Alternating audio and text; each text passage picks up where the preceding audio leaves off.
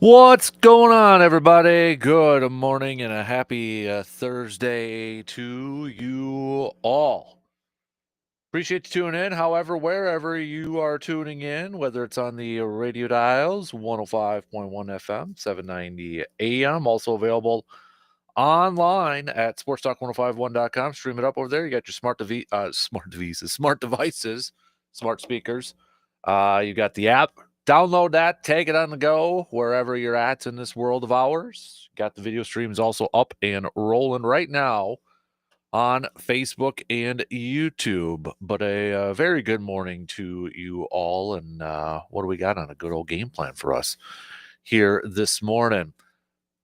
Giannis was a freak last night, the Greek freak, putting on a freaky performance, willing his Bucks to victory, overtime, come from behind victory for the Bucks last night.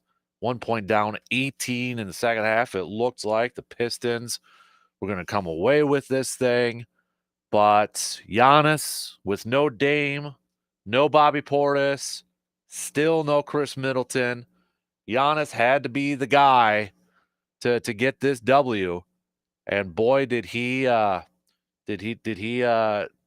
step up to that challenge, step up to that plate.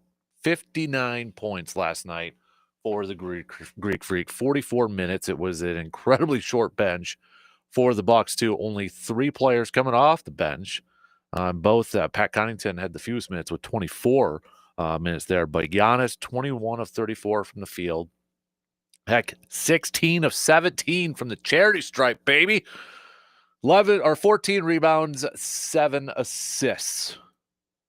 Wheeling his way. 22 of the first 24 points for the Bucks. Bucks scored 24 points in the first quarter, 22 of those coming from Giannis.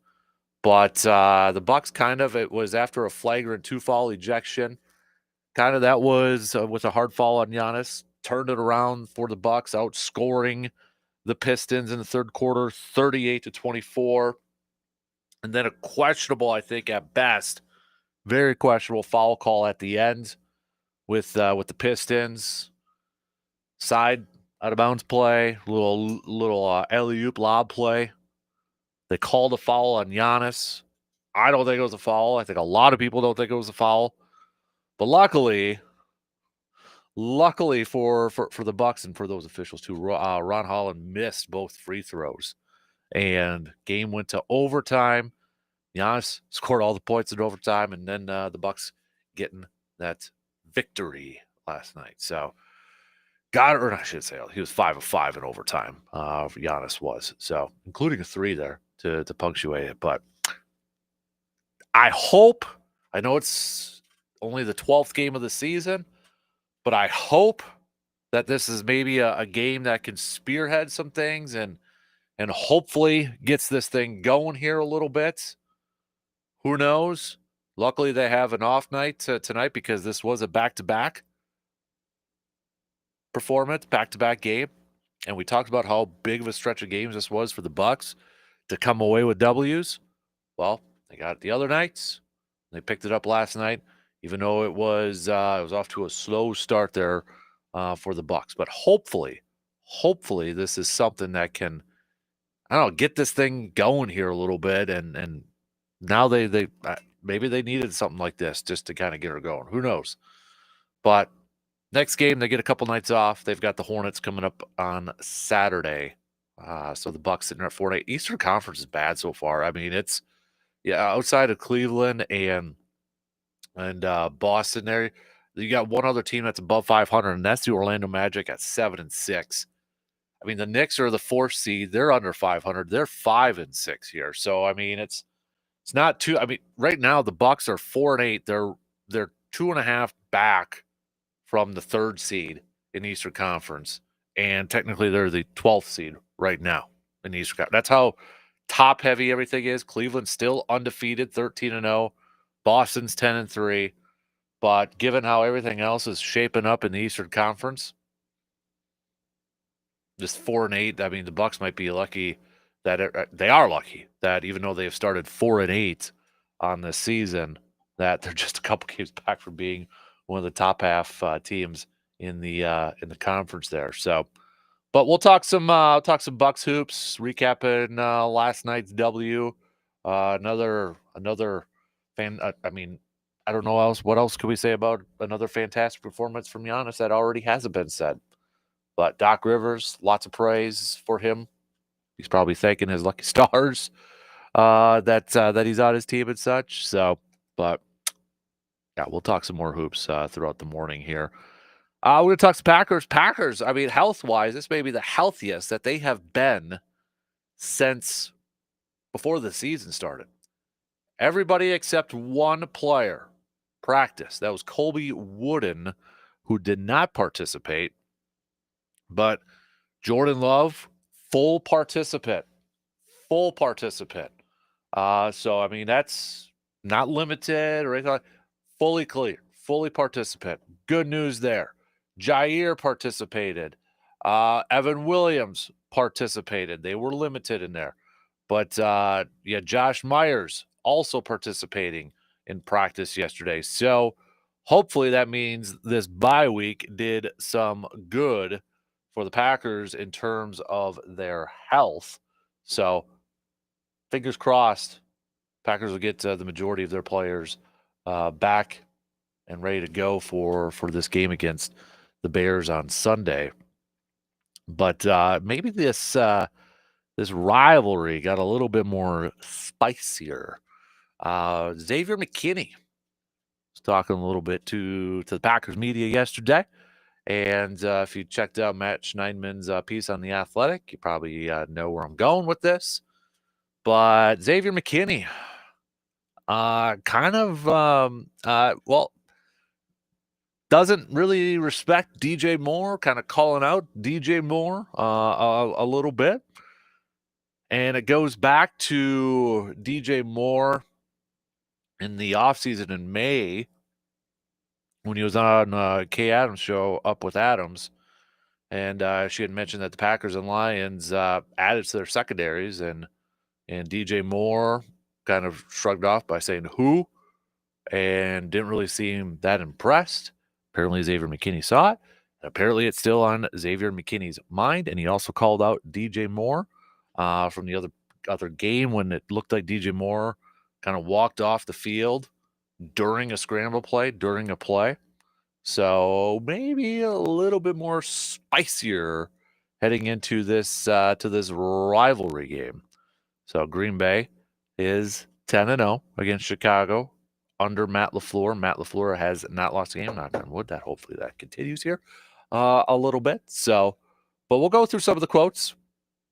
We'll go through some of the quotes from Xavier McKinney yesterday, and it was kind of unprompted, according to the to Matt Schneidman and others in that locker room too. It was kind of an unprompted conversation from Xavier McKinney yesterday too. So we'll hit that up and get closer and closer, get set towards this Bears game. Where's your vibe check? Where's your vibe check with this game coming up against the Chi-Town Bears? We'll hit that up. We've got some receiver defer. I'm open up to I need some suggestions for receiver defer. Ride solo here. So if you got some good receiver defers, hit me up with the text on that Shoe Doctors bullpen line, 715-830-1912. We'll get to that at about 7:45 this morning. So we'll do that. We're gonna have an extended version of Outdoor Tidbits with Jake Bolks with the deer gun season starting up next weekend. Believe it or not. We do this every year with Jake. Jake's going to be in studio, actually. He's going to be in studio with us, and he's going to be answering your questions. So now is the time. Even if maybe you're not a hunter, but you got questions for something else, now is the time to send those on over to us. Again, the best way is via text. That way I get it right away. So text us your question. No stupid question. There's no stupid question in this thing, but send it on over, and we'll get it to Jake here when he joins us about 8:15 here this morning. So a little bit earlier than usual, just an extended version with the deer gun season coming up next weekend here. So get those on in. We'll do a little throwback Thursday, the usual stuff that we have planned on Thursdays here. So let's jump right into it, shall we? We've got Bucks chat to talk about. We'll talk some Packers, Bears, get a vibe check from you all out there heading into this game against Chicago. The second half of the season nearly upon us for the for the Packers. Let's talk about both the Bucks and Packers and what else is on your mind here this morning. What else do you got? All right. Join in on the convo. Video stream, getting the texting line, the socials, all that fun stuff. We'll take our first break here this morning, and then we'll get things rolling. Pitter patter, let's get at it, right? All right. We'll be back in just a couple minutes to get the lead off.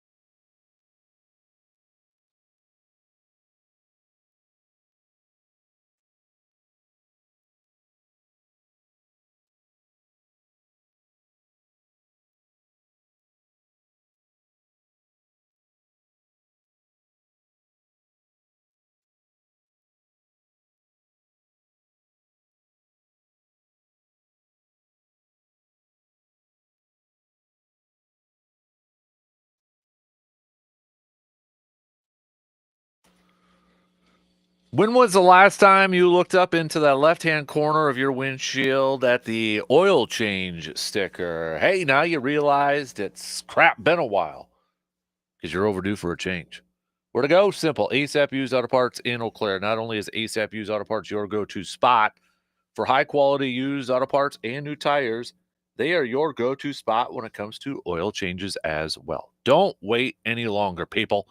Get that oil change today by giving ASAP Used Auto Parts a call, 715-514-4501. And don't forget, they're your place too when it comes to get some new tires if you need some before the snow gets here this winter. You know we're probably due since it was a little bit of a light one last year. So make sure your tires are ready to hit the road this winter season. So, hey, speaking of which, you heard about that Princeton Valley burger over there, right? Well, we're going to be giving away those just like we did with the Packer Backer one last month. So, tell you what, whoever is the most active, I'm gonna award an MVP for today from our listeners. Okay, who's the one that's the most active on our texting line, video stream, contributing the most? I'm going to get you one of those free burgers, amazing burgers from Princeton Valley Golf Course. So make sure you're participating. All right, it's like class. You get points for participating. You get a good grade when you participate over there. So Jeremy is the first leader right now. Jeremy with the text. Vibes are good for this game. Talking about Packers versus Bears. The Pack look healthy and are the better team. Question for you. This is a good question. I had to look some stuff up here, Jeremy, and I'm going to throw this out to everybody out there too to make their pick. But Jeremy asks, question for you: since the Super Bowl era, okay, so you're talking 1967ish. Since the Super Bowl era, who has been the more dysfunctional franchise? The Jets or the Bears? A group of my friends were debating this, and we were completely split.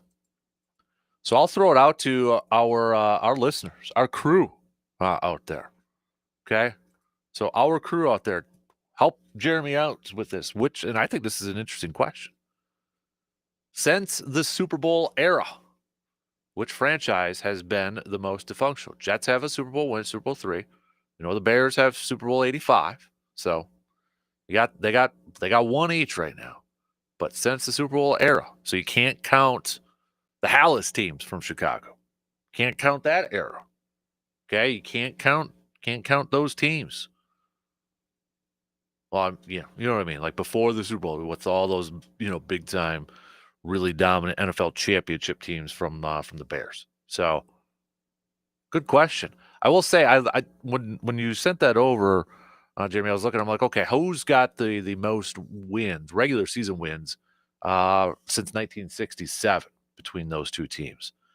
And it did surprise me a little bit, but the Bears are 17th. They have 425 wins in the regular season. The Jets, 24th at 391. And then according to Statsita, is that how you say it? Looked up playoff appearances. Packers and Cowboys have 36 playoff appearances. Right? I don't know if that's. I got to double check if this is Super Bowl era, to be honest with you. But if it is, the Bears have more than the Jets. So I guess if we look at regular season wins and maybe playoff appearances, that it would be the Jets as the most dysfunctional team if we go based off that. So I don't know what I think I would have to make my pick as the most maybe it is the Jets. Maybe it is the Jets. I'll be honest with you, Jeremy. I was gonna say the Bears, but then you look at numbers and wins, regular season and playoff appearances.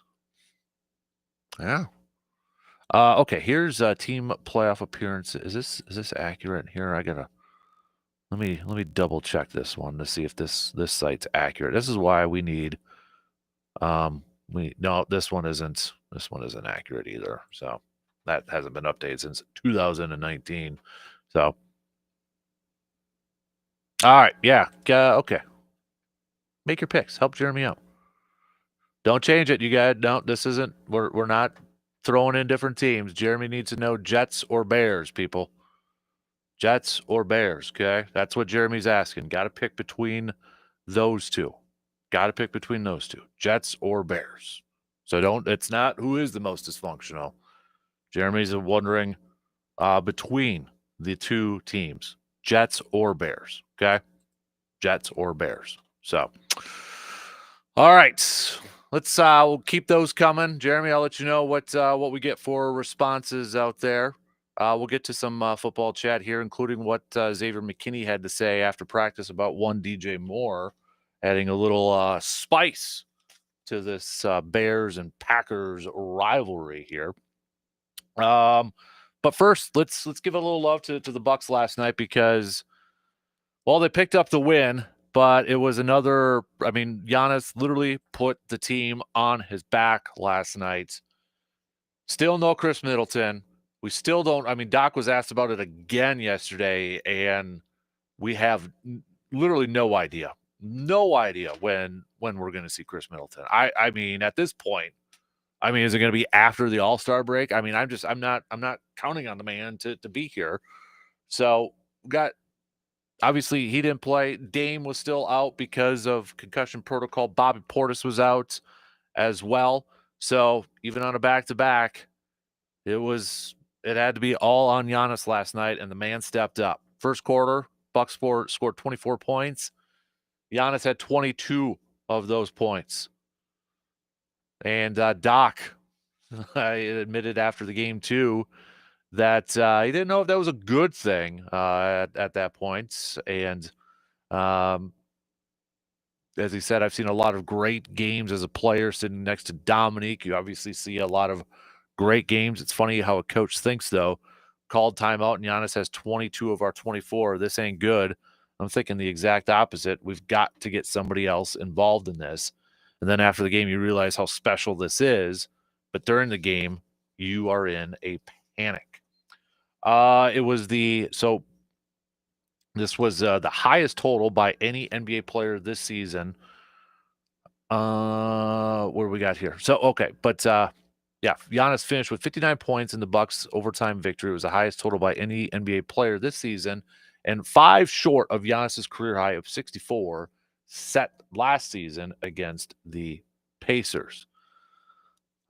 Other contributors to help out Giannis, though, it ended up being, Brook Lopez able to help out the cause for a little bit, scoring 29 points. Prince, Andre Jackson Jr., and Gary Trent also helping in there. But Giannis ended up finishing up with 59 points, 14 rebounds, and 7 assists. The Greek Freak was an absolute freak last night, willing his team to victory. And it looked like for a big chunk of this game, it looked like the Pistons were going to be able to pick up this win and not allow the Bucks to put together 2 wins in a row to essentially get their first winning streak of the season. But thanks to a flagrant foul, hard foul on Giannis, that, by Isaiah Stewart, he got ejected. That seemed to kind of be a turning point for the Bucks as they outscored the Pistons by 14 in the third quarter and erased an 18-point deficit. But it was still close at the end, and thank their lucky stars because Ronald Holland missed 2 free throws with the game being tied with 1 second left, missed both of his free throws that allowed the game to go to overtime. And I'll just say this. That was a horrible, horrible call. If you didn't see it in a replay, if you didn't see it live, thought it was an awful foul call on Giannis. All ball. But luckily, ball don't lie. And Ronald Holland missed both of those free throws at the end to force overtime, and then Bucks getting it done in overtime to get their 4th win of the season. So, but Giannis after the game saying, coming in this game, I realized I have to be aggressive. While I was doing that, it was not working. We were down by 15 or 18. In the second half, I had to keep my aggressiveness, but keep on moving the ball. Now, as a leader, you keep on going with that energy and mentality. Sometimes you've got to be able to do both. Perhaps what was more impressive or most impressive from Giannis last night wasn't the 59 points, wasn't the fact that he was 21 of 34 from the field. The dude was 16 of 17 from the charity stripe. Shot free throws 17 times and made 16 of those from the charity stripe. This was Giannis's 8th career game with 20 made field. Get this now. Giannis is still fairly young, but this was his 8th career game with 20 made field goals, at least 20 made field goals. That ties him with Bob McAdoo and Kobe Bryant. Kobe Bryant for the 7th most in NBA history. I mean, when you're already in the category, when you're already tied up with Kobe in an area, that's pretty darn good. That's pretty sweet.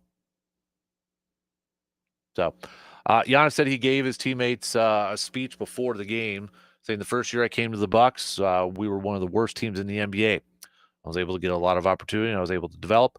Guys are missing time right now. Instead of thinking Dame's not here, Chris is not here, Bobby's not here, we should be thinking Andre's going to play. AJ Green is going to play. Don't take this moment for granted. All you can do is compete, and you hope that your teammates follow. So I know it's only the 4th win of the season, and they're off to an incredibly slow start for this season. But hopefully this is a game. Hopefully this is a game that is kind of a catalyst, is kind of a I don't want to say signature win because I don't think that's the right way, but hopefully this is just a game that gets everything going here and gets them back on track. And when you look at the Eastern Conference in the NBA, even though the Bucks are the 12th seed right now, and there's only 3 teams that are worse than them, they're 2.5 back from the 3rd seed. Outside of Cleveland and Boston, everybody's average. I mean, technically Orlando's 1 game above average. They're 7-6, but everybody's like below average then because the Knicks are the 4th seed and they're 5-6. So as bad as the Bucks have started this season, the majority of the Eastern Conference outside a couple teams has also started bad, and that's allowed the Bucks to really not dig themselves into too big of a hole. I mean, it is a hole, but not that big of a hole thanks to these other teams also playing like poo-poo. I mean, they're 1.5 back from the Knicks at this point, who are the 4th seed. So while it has been a slow start, the optimistic, the positive outlook on this is that so is everybody else except for a couple teams in the East. It's completely different in the West. You got Oklahoma City at 10-2.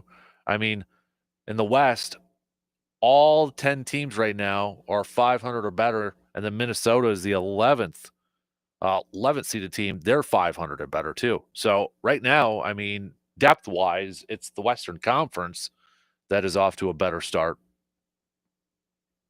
But thankfully for the Bucks case, the Eastern Conference, the majority of them are also off to an incredibly slow start here at this point in time. Next up for the Bucks, they got the Hornets, and the Hornets are actually the 11th seed in the Eastern Conference. They're sitting there at 4-7, while the Bucks are 4-8. But after a night where the bench was short, only 3 guys coming off the bench for the Bucks last night, and guys playing over 40 minutes, including Giannis and such, they get a couple nights off tonight and tomorrow before they take on the Hornets coming up on Saturday. But this is a stretch we've talked about. This is a stretch of games where the Bucks, this is a chance for them to make up some ground. And they've been doing that in these last 2 games. Baby steps here. Got to win against the Raptors. Got to win a comeback win against the Pistons. Take advantage of the opportunities in front of you. Take advantage of your schedule. You got the Hornets.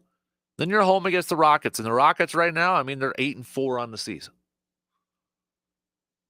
But then you've got the Bulls, who are ahead of you, but 5-7. That's winnable, easily winnable against the Bulls. You got the Pacers. You got the Hornets again. Heat, Wizards, Pistons, Hawks. There's a stretch of games coming up here right now for the Bucks that in a couple weeks here, we could be talking about them already rising up in the standings and, they're a top 5 team in the Eastern Conference. These are the games you have to win. We want them to beat the Celtics. We want them to beat Cleveland and these teams. Absolutely. But at this point in time, with where everything's at, you've got to beat the teams that you're capable, that you are easily better than. This is an opportunity for the Bucks to take advantage of the schedule and rack up some wins and get into a flow, get into a rhythm, start to stack success here a little bit.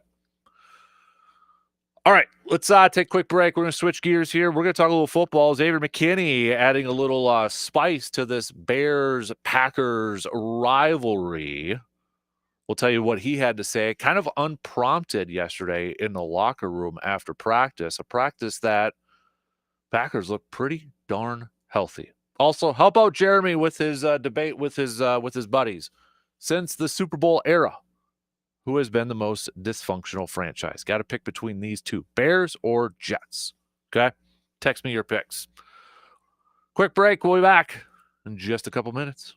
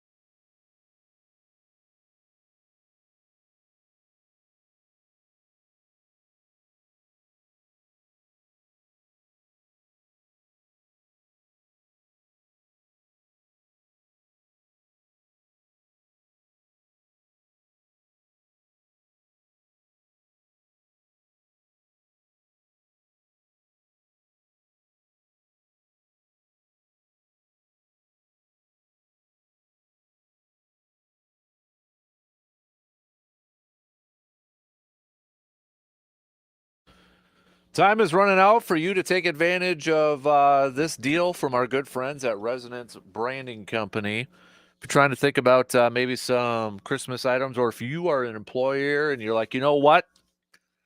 My employees need some gifts or some new shirts or some new swag or some tumblers or whatever.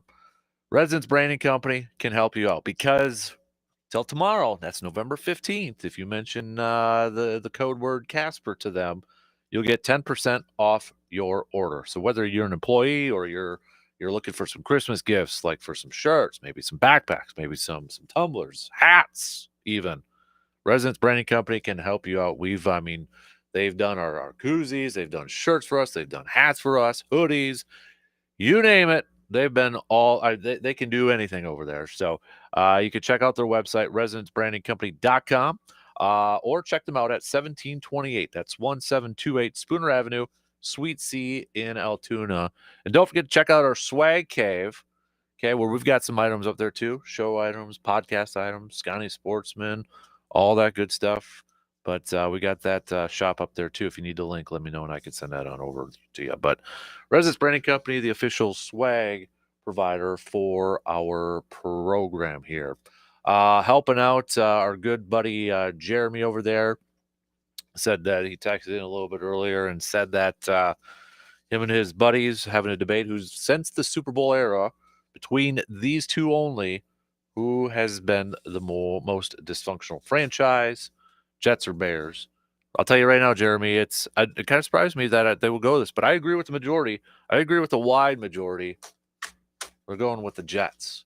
And I'm just basing mine off of, if we just go based off of wins and playoff appearances, the Bears have the better numbers overall. So I guess if I'm basing it off of wins and that would tell me the Jets are the most dysfunctional franchise. Most wins by a team since 1967, which is from the Super Bowl era. Bears are 17th on this list with 425. Jets are 24th with 391. Now, playoff games played, Bears and Jets are tied at 25, and actually the Jets have 2 more playoff wins. But I think the tiebreaker for me, as small as it may be, Bears have at least 2 Super Bowl appearances. Jets just have the one back on Super Bowl 3. So if I'm basing it just off of those numbers, wins, because that's all that really matters, right, is wins, Bears have a little bit of an edge in that. So I think I'd probably have to go Jets. at that point. All right, but keep those picks coming. Help out our good buddy Jeremy. But Jeremy, if you're still tuning in, it looks like the wide amount of voters are going with the Jets so far. Jeremy also saying big win for the Bucks. Giannis is the best player in the NBA. Middleton is a concern, but hoping they can get 30-ish games out of him before the playoffs. Now they just need to stack success. Completely agree with you. Stack that success. Get it going here. Okay. Xavier McKinney, did he add a little bit more spice to this Packers Bears rivalry? This was a write-up from Matt Schneidman, who covers Packers for The Athletic yesterday. Kind of McKinney unprompted talking about this too. And he was talking about DJ Moore. And these are a couple of the quotes from Xavier McKinney and Matt Schneidman's article. Quote, playing in the league every Sunday, Monday, Thursday, I'm watching the games. I've got Sunday tickets, so I sit in the room. I've got a TV, my monitor, and I watch every game. I'm paying attention to the formations, little things, how people are playing when they're up, how people are playing when they're down, what players are doing. Moore is another one of those guys. Same guy, plays still going on, and you walk off the field on your offense, you take note of that. Everybody takes note of that, and we see it, and we're going to work it accordingly. Matt Schneidman says that's not all McKinney had to say about DJ Moore. The Packers safety was asked if Moore knows about him now after his offseason comments. And for a little flashback, DJ Moore's offseason comments when he was on Kay Adams' show, Up and Adams, she mentioned that the Packers and the Lions were kind of beefing up their secondary, and DJ Moore's like, who? Not worried, sort of thing, brushing it off. Yeah, didn't seem impressed with that. And McKinney took it a little personal. He said that obviously you got the rivalry itself, but there's a clip somewhere out there where DJ Moore said something about they were asking him about the Packers getting me, and he was like, "Who?" All that stuff. That's in my memory bank, and I work accordingly to that. You know how people get before the season; they don't really know what's going to happen during the season, and you just start talking too much, and you really don't know what you're talking about. You're just talking. um, McKinney also went on to say that he was asked if Moore knows about him now after his offseason comments. McKinney said, "I hope so, but I don't give a damn about what he knows. This dude walked out on. I've been playing football for NFL football for 5 years now, and I've been watching football for longer than that. And I don't think I've ever seen you're supposed to be the guy, and you're just walking off the field. You're walking off the field on a rookie quarterback that you've been praising. So it's like that's a whole other story. And he's not buying DJ Moore's ankle injury justification because DJ Moore has been saying that it was an ankle injury and he couldn't really stop his momentum, going towards the sidelines. McKinney said, cap. That's what I say. Cap. Crap. But get your popcorn ready. Got to imagine if there's a play where Xavier McKinney makes a play on DJ Moore, or if DJ Moore makes a play on Xavier McKinney, there's going to be a little talking. There's going to be a little trash talking back and forth. Who's going to have the edge in that? Who's going to have the advantage? But that just adds a little bit more spice to the rivalry between this Packers and Bears team. Where's your vibe check on this? Feeling good? Feeling confident about it? If you're a Packers fan, Bears fans, feeling good, feeling confident, feeling a little bit nervous. Bye week sure seems like it played well for the Packers because yesterday's first practice injury report, they were back on the field for practice, and everybody besides Colby Wooden practiced for the Packers. Initially, you had some of the reporters who were there saying everybody was practicing, but then the injury report came out and said that Colby Wooden was a DNP. So, but that means Jair practiced, Evan Williams practiced, Josh Myers practiced. They were all limited participants, but perhaps one of the bigger ones there was Jordan Love was deemed as a full participant. Now, I don't want to get into Photogate or anything like that, but I did see a picture of Jordan Love at practice, and I don't know if this means anything, and maybe I'm wrong, but it didn't look like he had a brace on his knee. I know he's been wearing a sleeve, and he probably had a sleeve underneath it too, but earlier on he kind of had a little bulky kind of brace. That looked kind of normal over there too, so trending positively. But the big thing will be to see how that groin injury, if it's fully healed, if it's what percentage he's at this point in time. But good to see that Jordan Love a full-on participant in yesterday's practice, and good to see Evan Williams and Jair Alexander able to get out there too. So, but today and tomorrow will be the big days when it comes to practice. Maybe we'll see some guys get elevated from limited to full participants, perhaps. Marshawn Lloyd also returned to practice. That 21-day window has opened up for the rookie running back.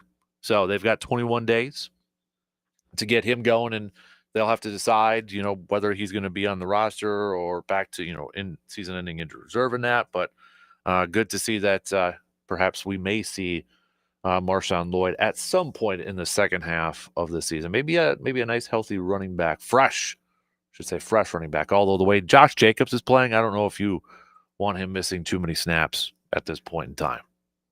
I don't think I want to see 8 off the field too much. The way he's playing and how just critical and important he is to this offense, to this ball club. That's the one thing too. And if Jordan Love is as close to 100% as possible, if he's healthy, I still want to see them really focus on running the football with Josh Jacobs. when Malik Willis is in there, they focused on running the football, and teams know that, yet they had success. They had success running the football with Josh Jacobs, and I'm sure some of it was maybe, the threat of a Malik Willis run because he's athletic and he's fast, and, those RPOs or, Malik Willis taking off on runs and such.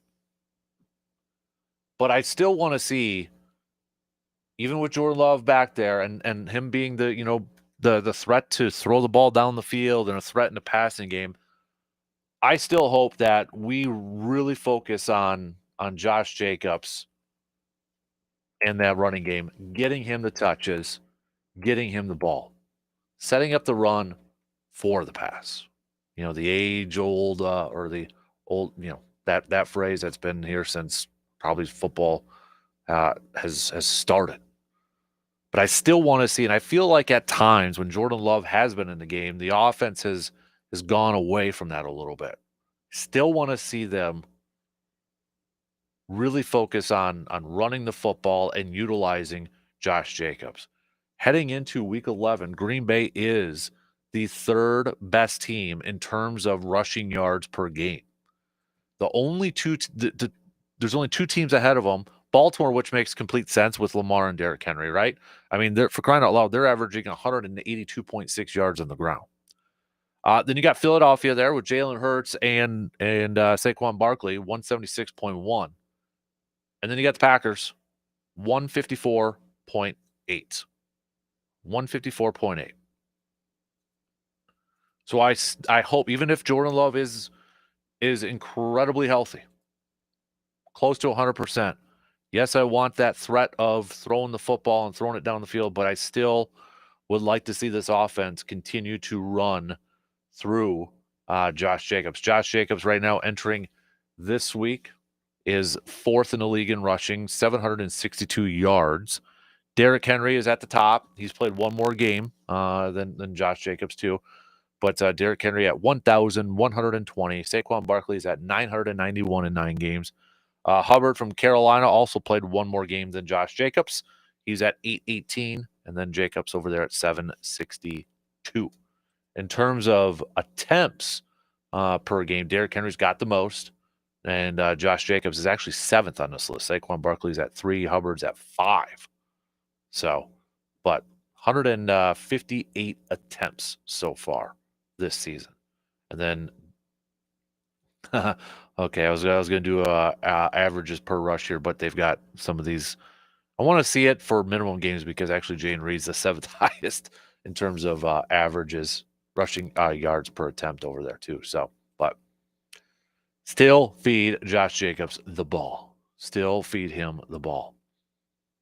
All right. Continue to send me your vibe checks, okay? How you feeling on a Thursday? We'll definitely do a lot more breakdown between this Bears and Packers game coming up on a Football Friday tomorrow. But where's your vibe on this Thursday after seeing the injury reports, seeing how healthy they are? Maybe now I've seen some people say this. I don't know if you're in that department or not, but I've seen some people say that now they're maybe a little bit more nervous because Xavier is trash talking and the Bears are going to have some locker room material, but you can kind of say the same thing a little bit, right? With more in it. I don't know. I guess I'm not. I mean, there's so much trash talk that goes on that we don't even hear about or see about. I mean, for crying out loud, we can catch it on the mics at once in a while and that. I mean, there's so much talk that goes on that that we don't even know about. So I guess I don't play into that a whole lot. I mean, sometimes there is. I mean, sometimes when you just say ridiculous stuff and like absolutely stupid stuff, then yeah, that can play a little bit more into it. But I don't think Xavier's was completely stupid or anything like that. So I guess I'm not too worried about it. But 5 check, feeling good, feeling nervous. I'm still a little nervous because it is just Packers Bears. They made the change at offensive coordinator. Sometimes we see that where it propels a team and gives them a little bit more mojo, a little bit more energy, if you will. Sometimes we don't see that. Sometimes it doesn't work. I guess it's yeah, I'm feeling cautiously optimistic, and I say cautious like It's just because I get nervous with division games overall. Green Bay should win this one. There's no question about it. I mean, everything on paper, you look at it, better roster, they're healthy, they're playing, Bears are just not playing really good football as of late. Everything points into a Green Bay direction for this win, so they should absolutely win this, but get a little nervous with division games over there too. So, but we'll dive into it a little bit more coming at you for a Football Friday tomorrow. So, all right, coming up here, just past the top of the hour, we'll do some Throwback Thursday coming at you. We'll hit that up. We'll do some receiver defer at the back end of the 7 o'clock hour. We've got an extended version of Outdoor Tidbits with Jake Boakes. Now is your question to answer or to ask some questions to our DNR Warden buddy Jake. He's going to be in studio getting ready for the deer hunting opener next week. So if you have any questions, there's no stupid question. There is no stupid question. Text it to us now. Text it to us now. Okay? 715-830-1912. That way we can get those to Jake. Okay? So send them on over. If you got like a license question, landowner, going in somebody's property to retrieve a deer or anything like that. Those are the type of questions, law questions that were regulation questions to ask Jake over there. Okay.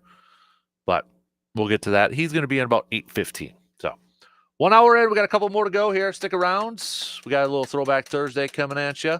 Jeremy, it looks like the Jets are going to be your winner right now for the most dysfunctional franchise. Jeremy, what side were you on? Let's throw it back to you. Which one did you pick, man? Were you Bears or Jets? All right. 1 hour in, 2 more to go. We'll be back after these news updates.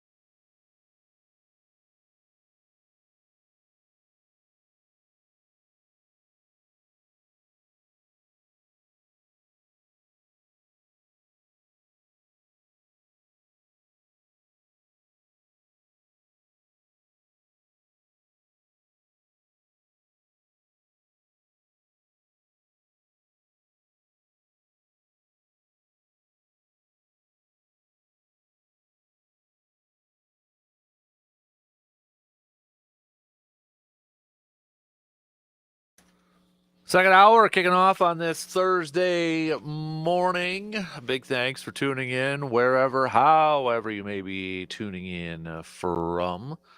Coming up at the back end of this hour, we got a little receiver defer riding solo. So if you could send me some receiver defer questions, that would be fantastic.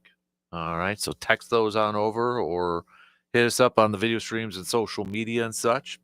We got Jake Boakes coming up in a little over an hour from now, an extended version of our outdoor tidbits, answering your questions as we get set for the deer gun season next weekend. That's a good question too, by the way, Setsville Brad. That's a good one. I'll make sure to ask him that for you. Thanks for sending that over.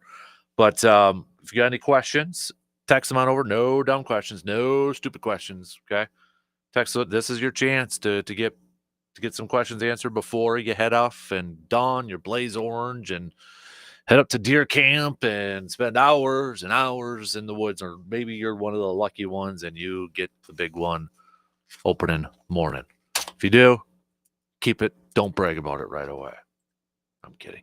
Kind of, maybe. So, all right. What else do we got? What else do we got here? We're going to get back to some more football talk as well. Vibe check, Packers fans, heading into the Bears game this Sunday. Feeling good now after seeing the injury report for the Packers as they returned to the practice field yesterday after their bye week. Feeling good. Giannis was feeling good last night. 59 points for the Greek Freak.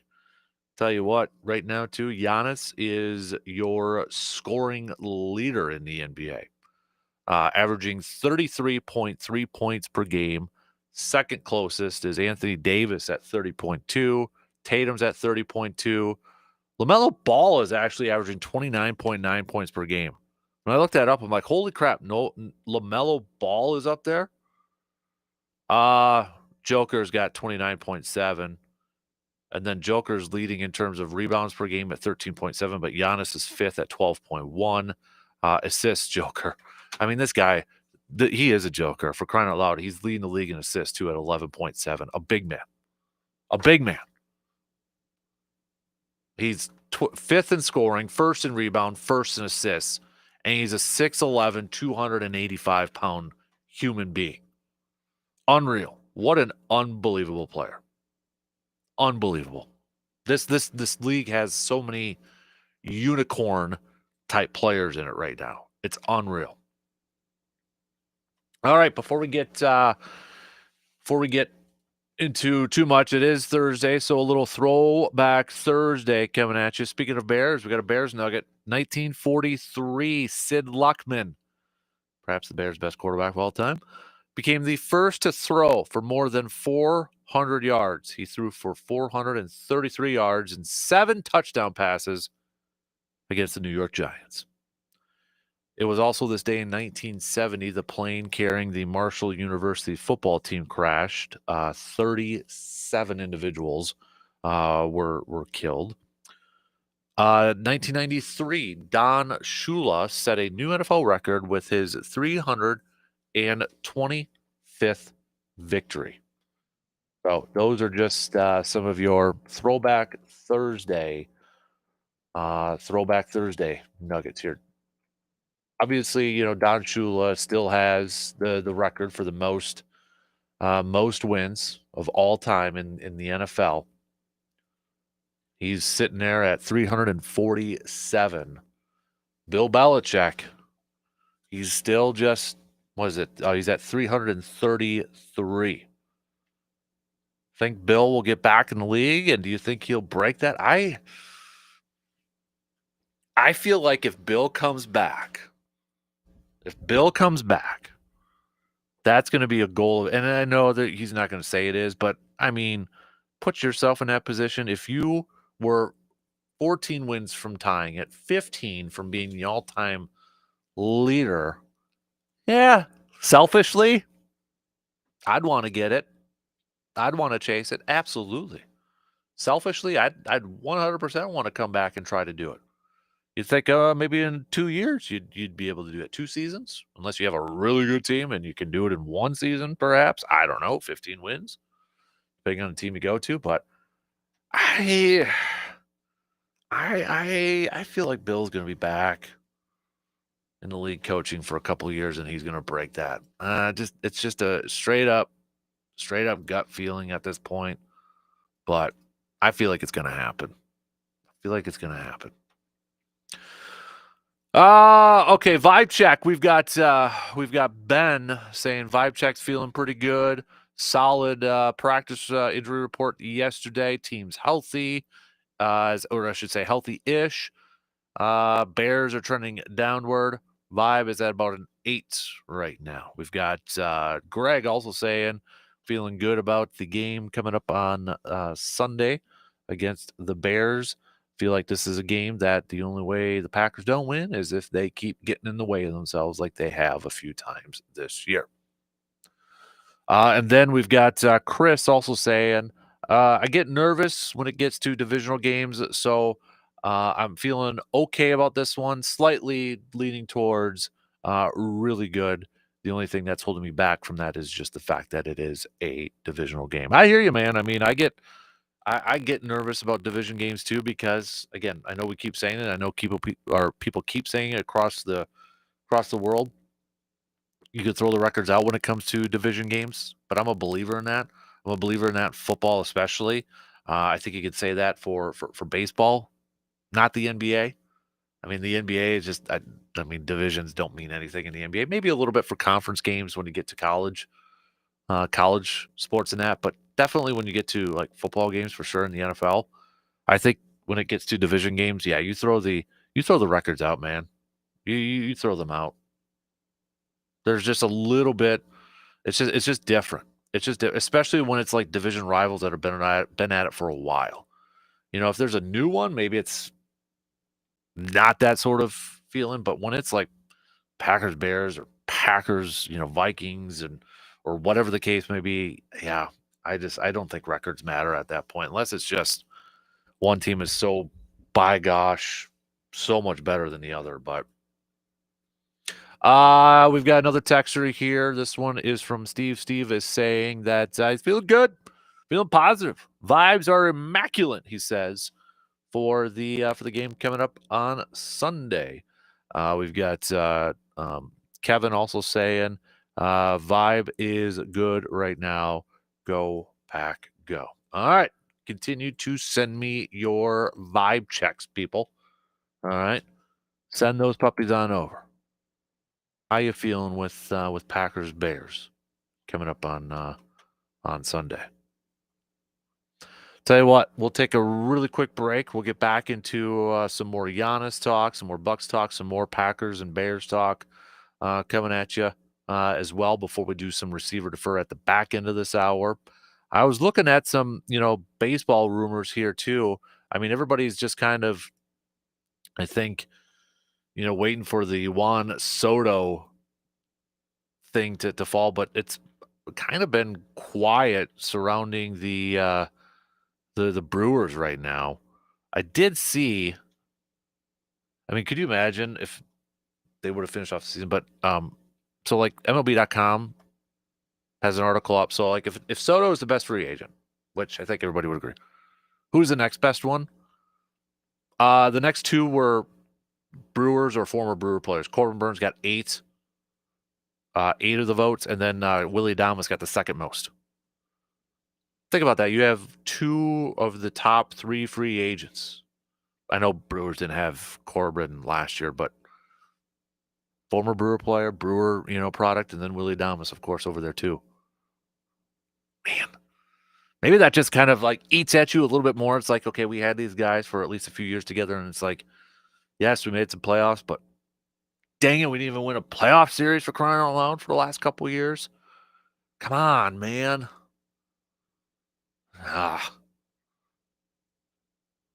Yeah, I'm curious to see where Burns goes, to be honest with you.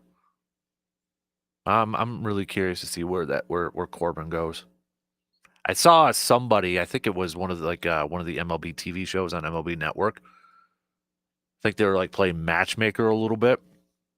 And they had Corbin going to Detroit to do like a 1-2 with Skubal. I was like, ooh, that would be intriguing.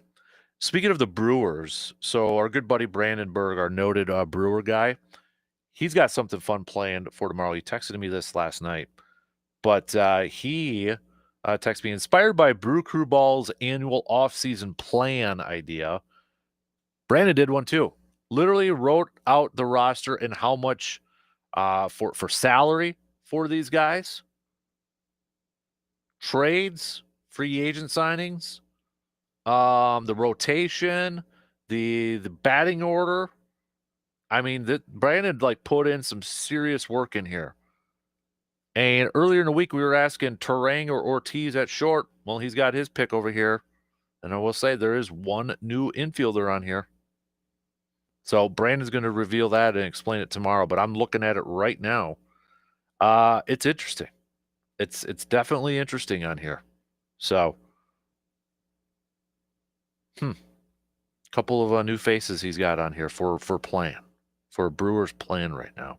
So looking forward to that coming at you tomorrow. All right, let's take a quick break. We'll regroup, get back to some more hoops and football chat out here.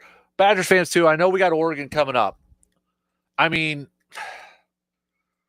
I really want to know if you're a diehard Badger football fan or if you're just a Badger fan in general. What's your mindset going into this game where I feel like everybody just it ain't happening?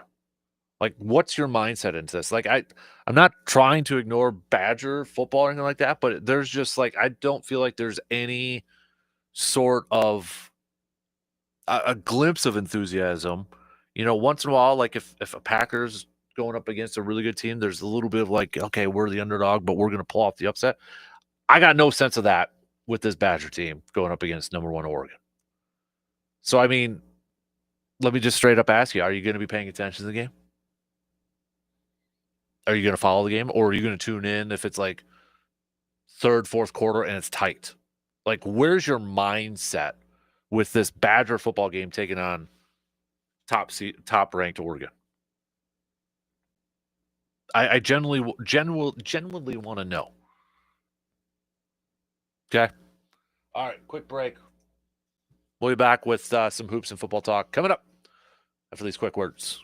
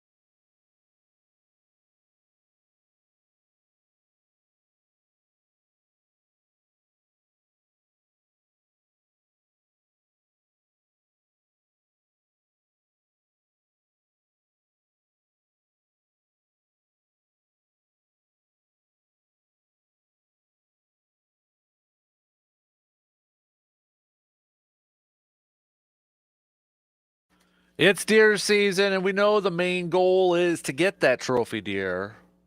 But hey, what should you do after you get your deer? Take the stress out of it and take it to Mike's Star Market in Eau Claire. Whether you're looking to get some bacon made, some steaks, or snack sticks, Mike's has options for anyone when it comes to getting your deer processed. And if you know what, if you got a full freezer, you've had a good hunting season, and you want to donate your deer to those in need, Mike's Star Market is your deer donation site. Best of luck this deer hunting season. Remember, once you get that deer, bring it on into Mike's Star Market because you know you will be getting the best quality products in return. Also, coming up tomorrow, or not tomorrow, Saturday, excuse me, 1 p.m., our good friends VFW Post 305 parking lot reopening, relaunching party starting at 1 p.m. 1 p.m. at the VFW Post 305 on Star Avenue this Saturday. So, got nothing going on? Looking for somewhere to hang out, party it up? Go visit our good friends at the VFW Post 305. And we are actually more details to come, but the plan is we're going to do our annual Festivus show at VFW Post 305 this year, Monday, December 23rd, which happens to also be Packers taking on the Saints that night for Monday Night Football. So there you have it. But put it on the calendar. More details to come for that. Charles says we have a 1% shot at Oregon. Watch start to finish to know if more than just Tressel needs to go at season's end. At this point, one more year for Fickle. That's maybe a good question to have. What's the leash on Luke Fickle? We'll go with what Charles said. At this point, one more year for Fickle. What's the leash on Luke Fickle, Badger fans? And is it Phil Longo or Tressel? Longo, the offensive coordinator, Tressel, the defensive coordinator. If you are Luke Fickle, which one or who do you think needs to go first? Who do you think needs to be replaced first? Now, okay, I'm just going to throw it out there. I don't think Jimmy Leonard's coming back to coordinate the defense for the Badgers. I'm sure that's what everybody wants, and I'm sure that's what everybody wishes. Take Jimmy out of the equation because I don't think that's going to happen. I'd honestly be shocked, but it's probably not going to happen. Okay? I mean, look at it. Fickle, they picked him over Leonard for the job. Leonard may not want to be a part of that. So take Leonard out of it. Say that's not an option. Okay? I know some people want that to happen. It'd be cool. Heck yeah. But it's probably not going to happen. So do you think it's got to be Longo or is it got to be Tressel, the first one, or maybe for some people it's both at this point too. So I had a couple people text these questions into. I don't know if they were receiver defer questions, but I'm going to throw them out there right now because I think there's a couple of good ones here. One, and one of them I turned into a poll question on my Twitter page over here. If you are starting an MLB team, a Major League Baseball team, and you can sign one high-priced free agent, are you targeting a hitter or a starting pitcher?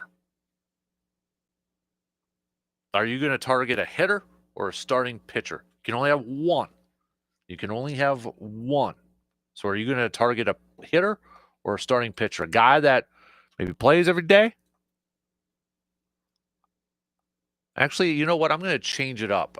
So apologies, or maybe add to this too. What if we said it was a starting pitcher or a DH? What if it was a starting pitcher or a DH?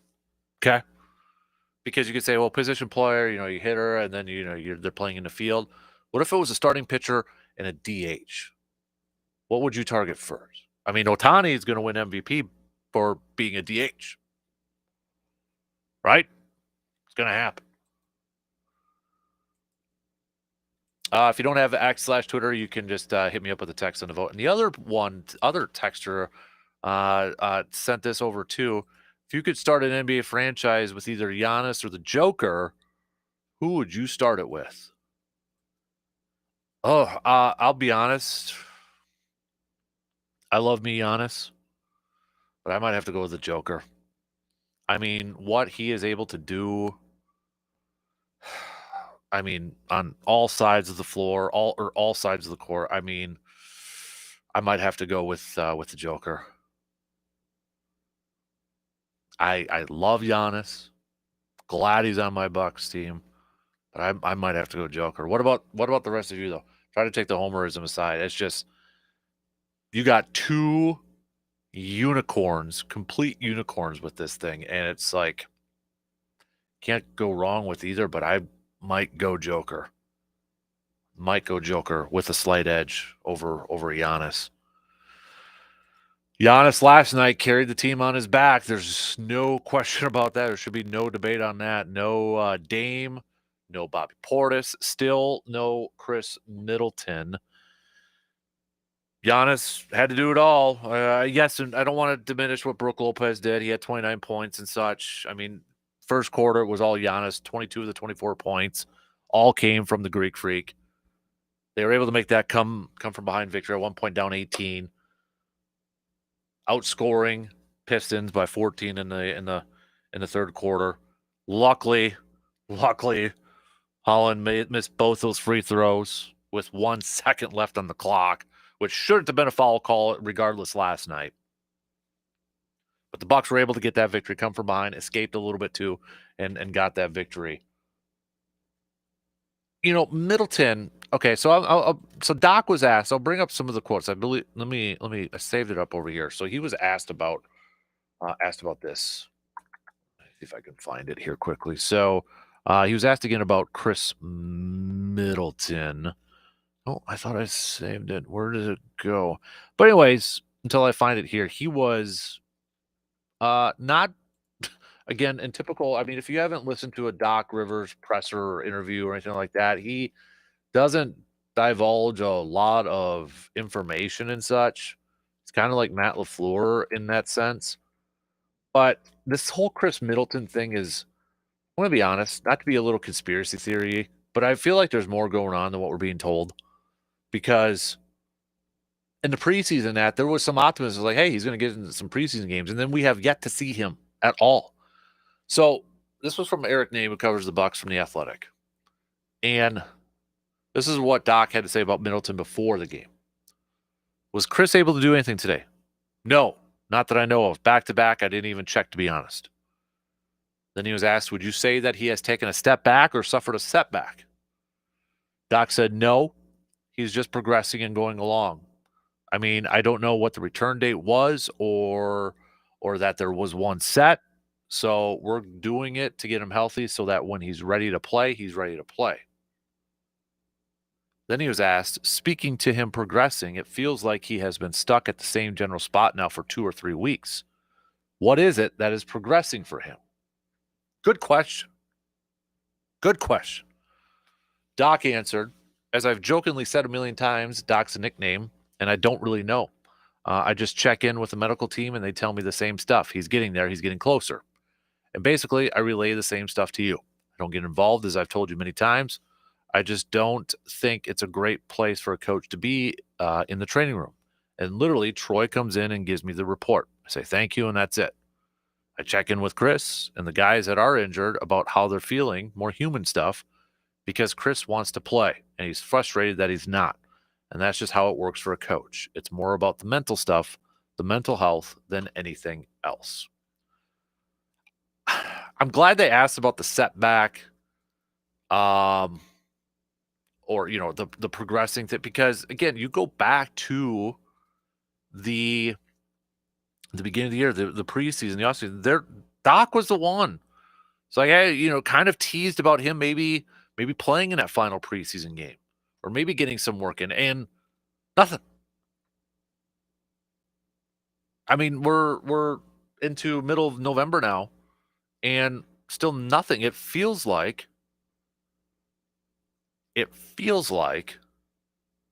Chris has been stuck at that same spot. So I feel like there's a little bit more going on than what we're being told. It feels like we're not being, and I get it. They're not going to reveal a whole lot, and they're not going to tell us anything in that. But I mean, at this point, I mean, what would like Jeremy mentioned a little bit earlier, be happy with like 30 some games for Chris Middleton, and then he's ready for the playoffs. I mean, is that the point? I mean, is that where we're at right now? Is like maybe it is after the All-Star break. Tread water, put yourself in a playoff position, and when he's back, make sure he's ready to go and that he's hopefully, knock on wood, healthy to go throughout the whole playoffs. And Middleton said before the season too, in an interview for, I think it was for the Athletic too, but he said in an interview that his goal was to play 70 some games. That's out the window. And he said if he doesn't play like 70 some games, that's a failure. That's a disappointment for on the season for him. Well, that's already out the window. So I mean, where's the next line now? Is it 50? Is it 40? Is it 30? I mean, this is the type. I know he's like BFFs with Giannis and such, but at some point, if the team is just not getting better and is not continuing to take steps to being, you know, franchise contending team and that, regardless if that's Giannis's best friend, Giannis has to realize too is like, hey, we got to get better. We got to have guys who are available to play. We got to have good players who can contribute, not contribute by sitting on the bench. And I hate to say it because it's injuries and such, and you can't really control that. But at the same time, if you're a team like the Bucks, where your championship window is now, and it's all about winning in the now, you need players who can contribute. I mean, you look at the last couple of years. At some point, you'd think they are going to rack up for Middleton, and what's he going to look like as a player when he's out there? Both ankles getting surgery on there too. Yeesh, that makes me nervous. That makes me nervous. Back to the Badgers. Wade says it should be both. However, if I have to pick just one, it's going to be Longo because Tressel came over with Fickle. All right, we threw out that question. So, what if you have to pick one?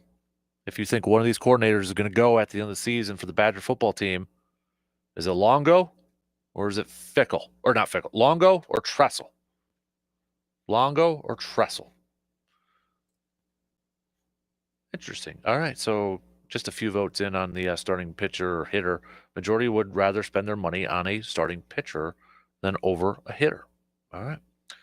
Okay. Tell you what. Take a quick break, and we're going to finish up the second hour here with some receiver defer. So if you got some good receiver defer questions, I would love them. Send them on over. Hit me up with a text, 715-830-1912.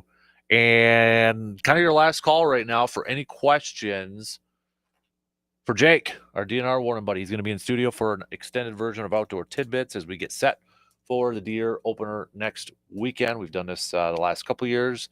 So please send those questions over now on that Shoe Doctor's bullpen line. Get those questions to Jake. No stupid question. There's no such thing as a stupid question. So please send those over right now. We'll take a break and finish up the second hour with some receive or defer coming up after these quick words.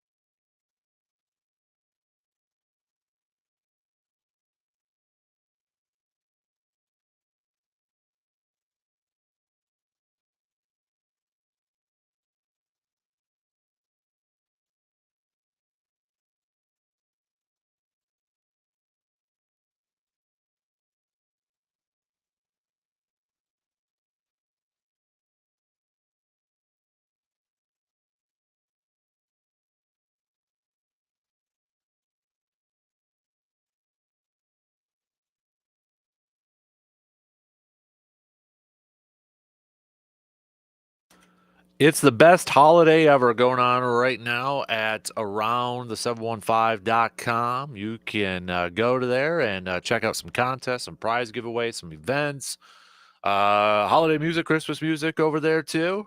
Also, for Backyard Dreams, we want to take some kiddos at Christmas shopping.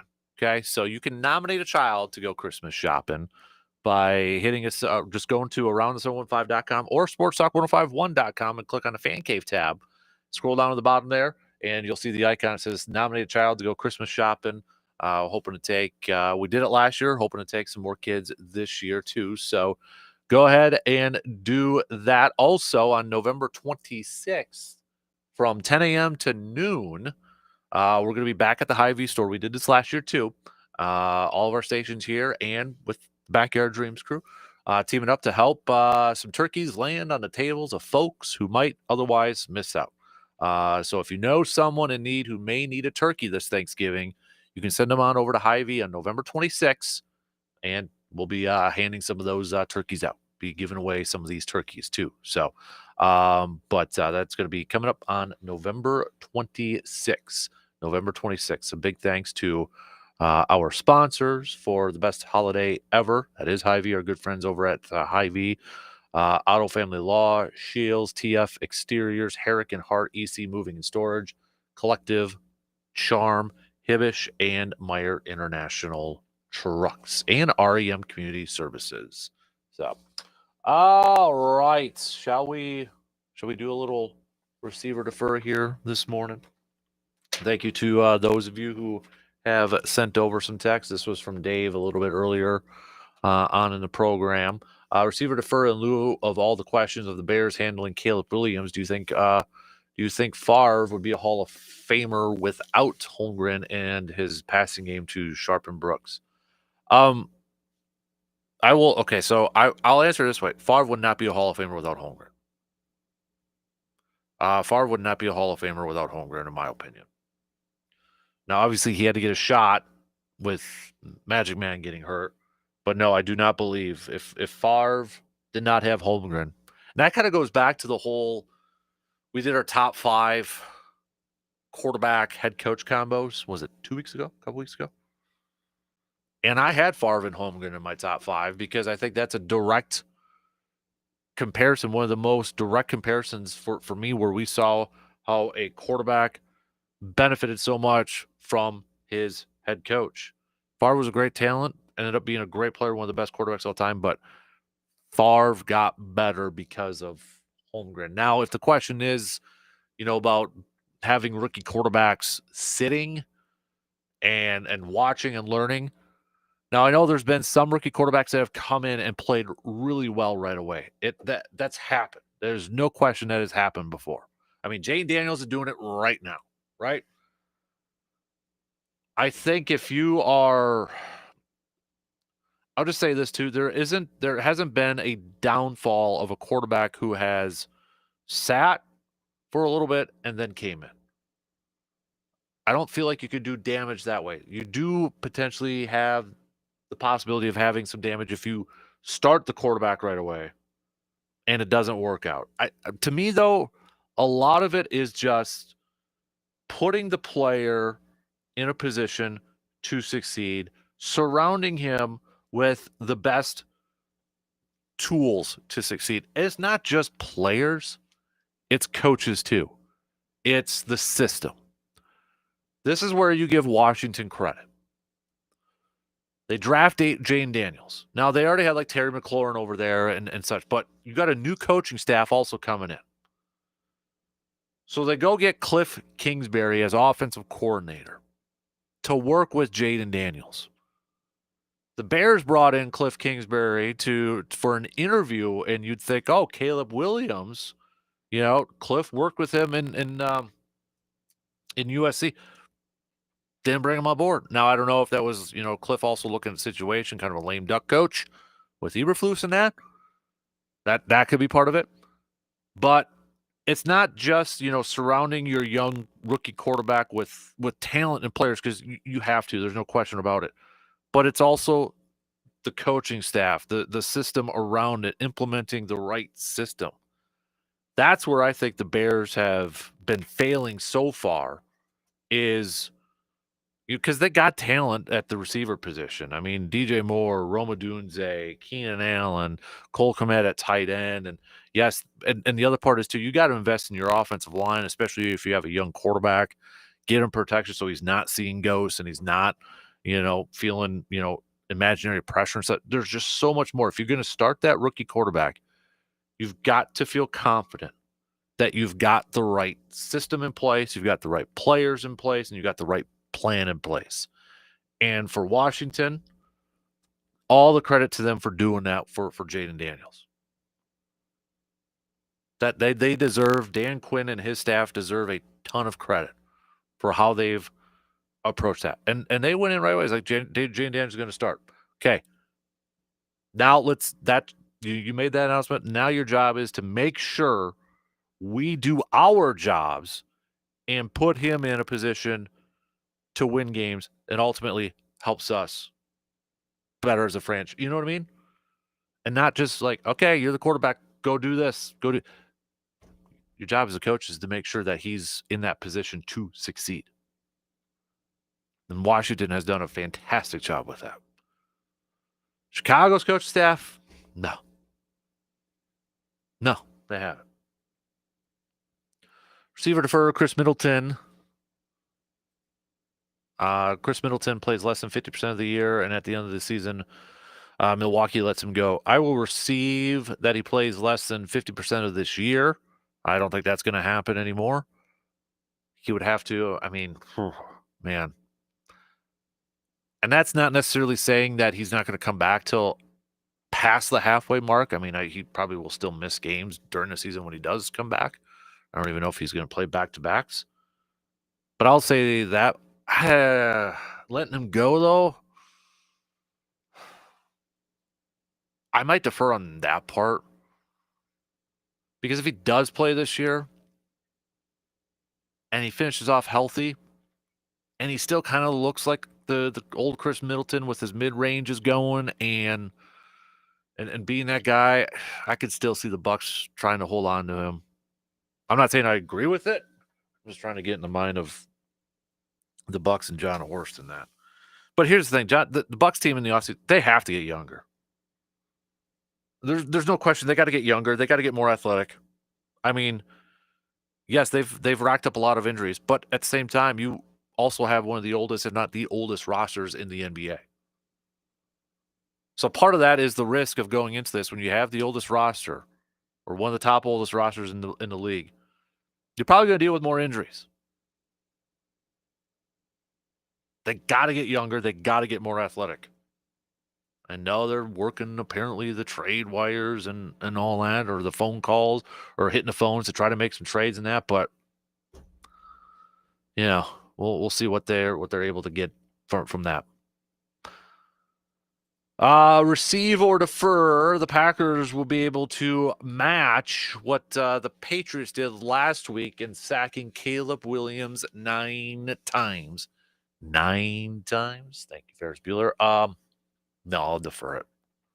I know they had 8 against, was it Will Levis? I don't think they're going to get 9 against Caleb Williams. I hope I'm wrong.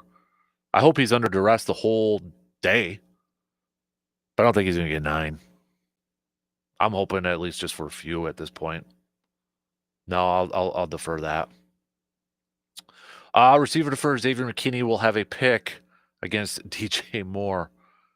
The easy answer would be saying yes, but I'm going to defer that. I'm just going to go with the odds and say defer for that one. A couple more to get to here. Again, big thanks for everybody who sent these over.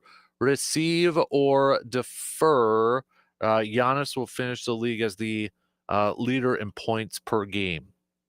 Well, he's leading the league right now. He's averaging 3.1 more points per game than Anthony Davis and Tatum. Anthony Davis and Tatum's at 30.2. Giannis is at 33.3.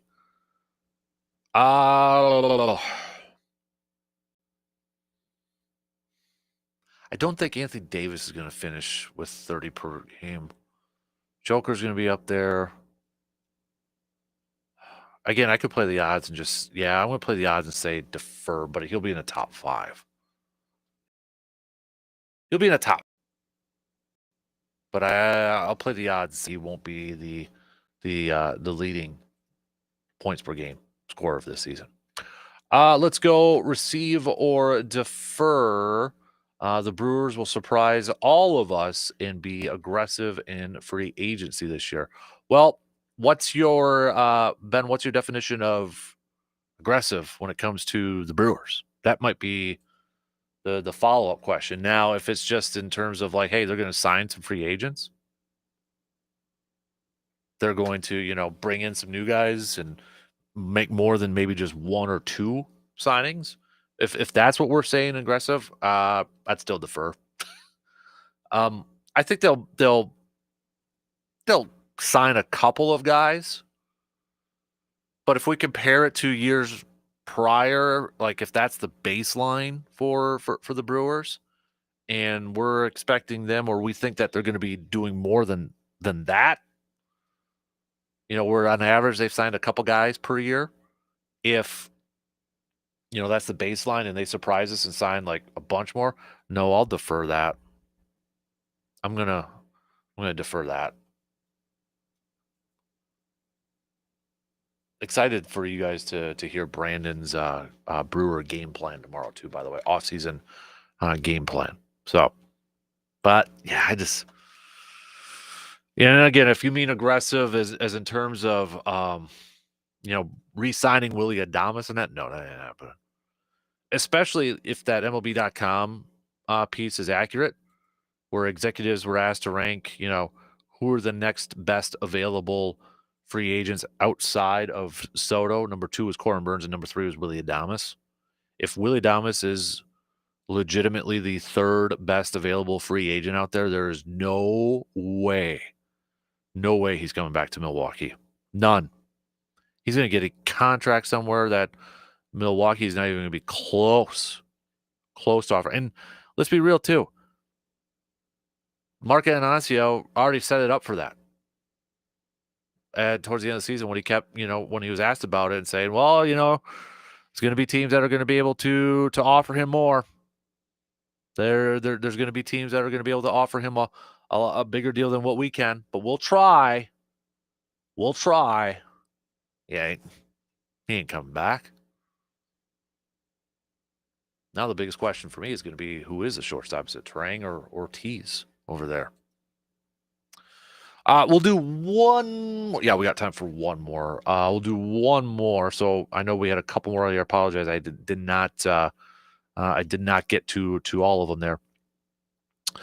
Receiver defer. We will see Jordan Love this second half of the season as the same Jordan Love as we did last year. I hope, but I'm going to say no.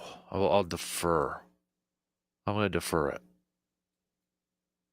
Now, Jordan Love last year's second half was unreal. He played like the best quarterback in the entire league, and maybe was the best quarterback of the second half last year. So that's a high bar to set.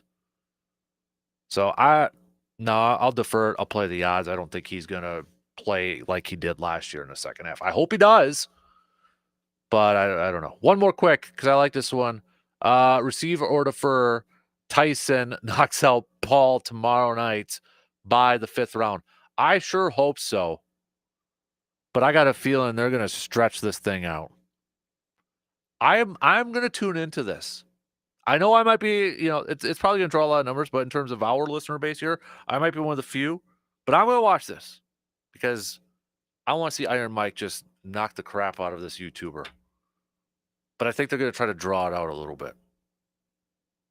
We'll see. All right. Big thanks to everybody who sent in your receiver defers. Coming up about 8:15, about 15 minutes from now, Jake Boakes will be joining us, our DNR warden buddy, for an extended outdoor tidbits as we get set for the deer gun season coming up next weekend. So, got your questions. Last call to get those in right now. Text them to me at 715-830-1 912. Quick break. We'll be back for the final hour coming up after these news updates.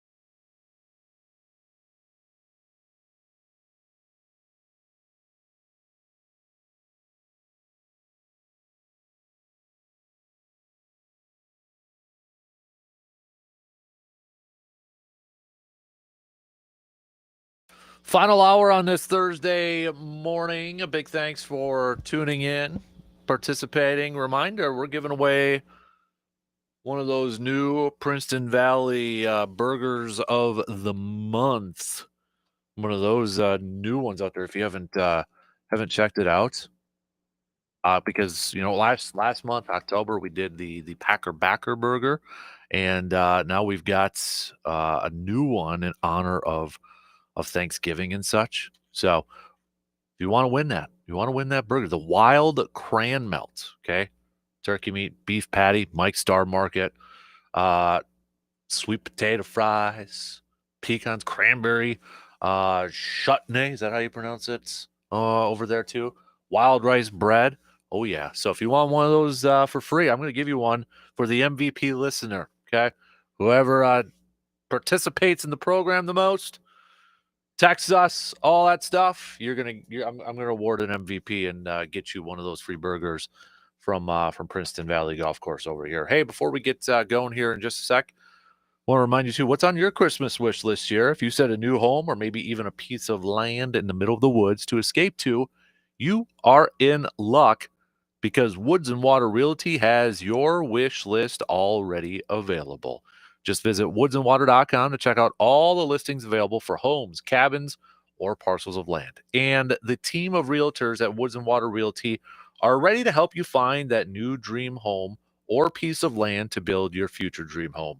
The realtors from Woods and Water Realty are with you every step of the way, making the process of home buying super simple. So start looking through that wish list right now at woodsandwater.com. And if you follow their Facebook page, you might see some of the listings and pictures, especially if you're looking for maybe some hunting land over there too.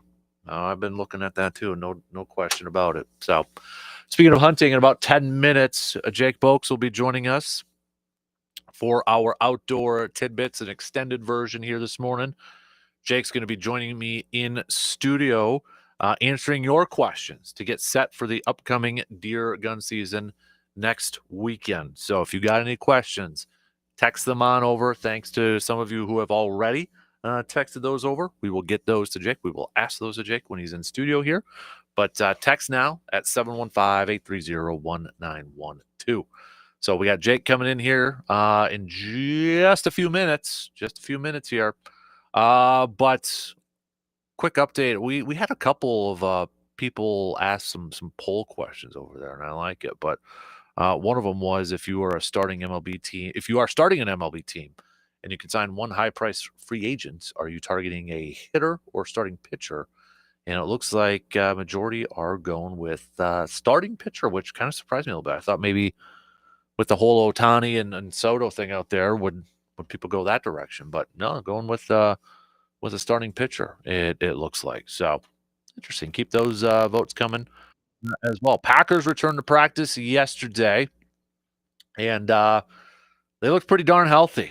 When you look at the injury report for the Pack, everybody besides Colby Wooden practiced yesterday for the Packers.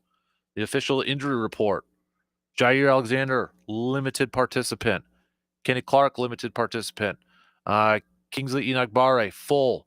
Josh Jacobs, limited. Marshawn Lloyd, 21-day practice window opened up, limited. Jordan Love, full participant. Josh Myers returned with a limited participant. And Evan Williams with a limited participant as well. So looking pretty darn healthy over there. All right, tell you what, let's take a quick break because he's already in. He's on time. He's on Lombardi time right now. I like it. Jake's here answering your questions. We got a few of them already set to go here. So we will take our quick break and be back with Jake Boakes, conservation warden for the state of Wisconsin, answering your questions. We'll be back here in just a few minutes.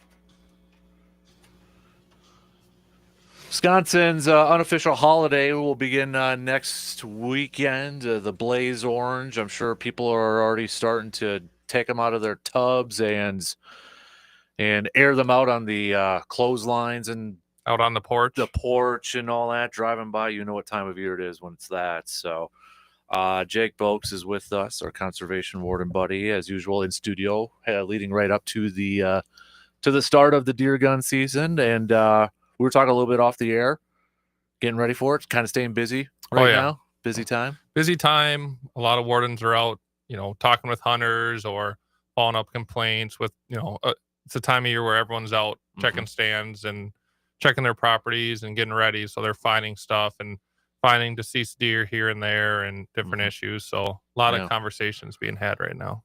So since you mentioned the deceased deer thing, this was something I saw again on Facebook. I can't remember the pages, but sometimes just random stuff shows up. Yeah. And somebody had posted a video of a buck, and they said it was an Eau Claire.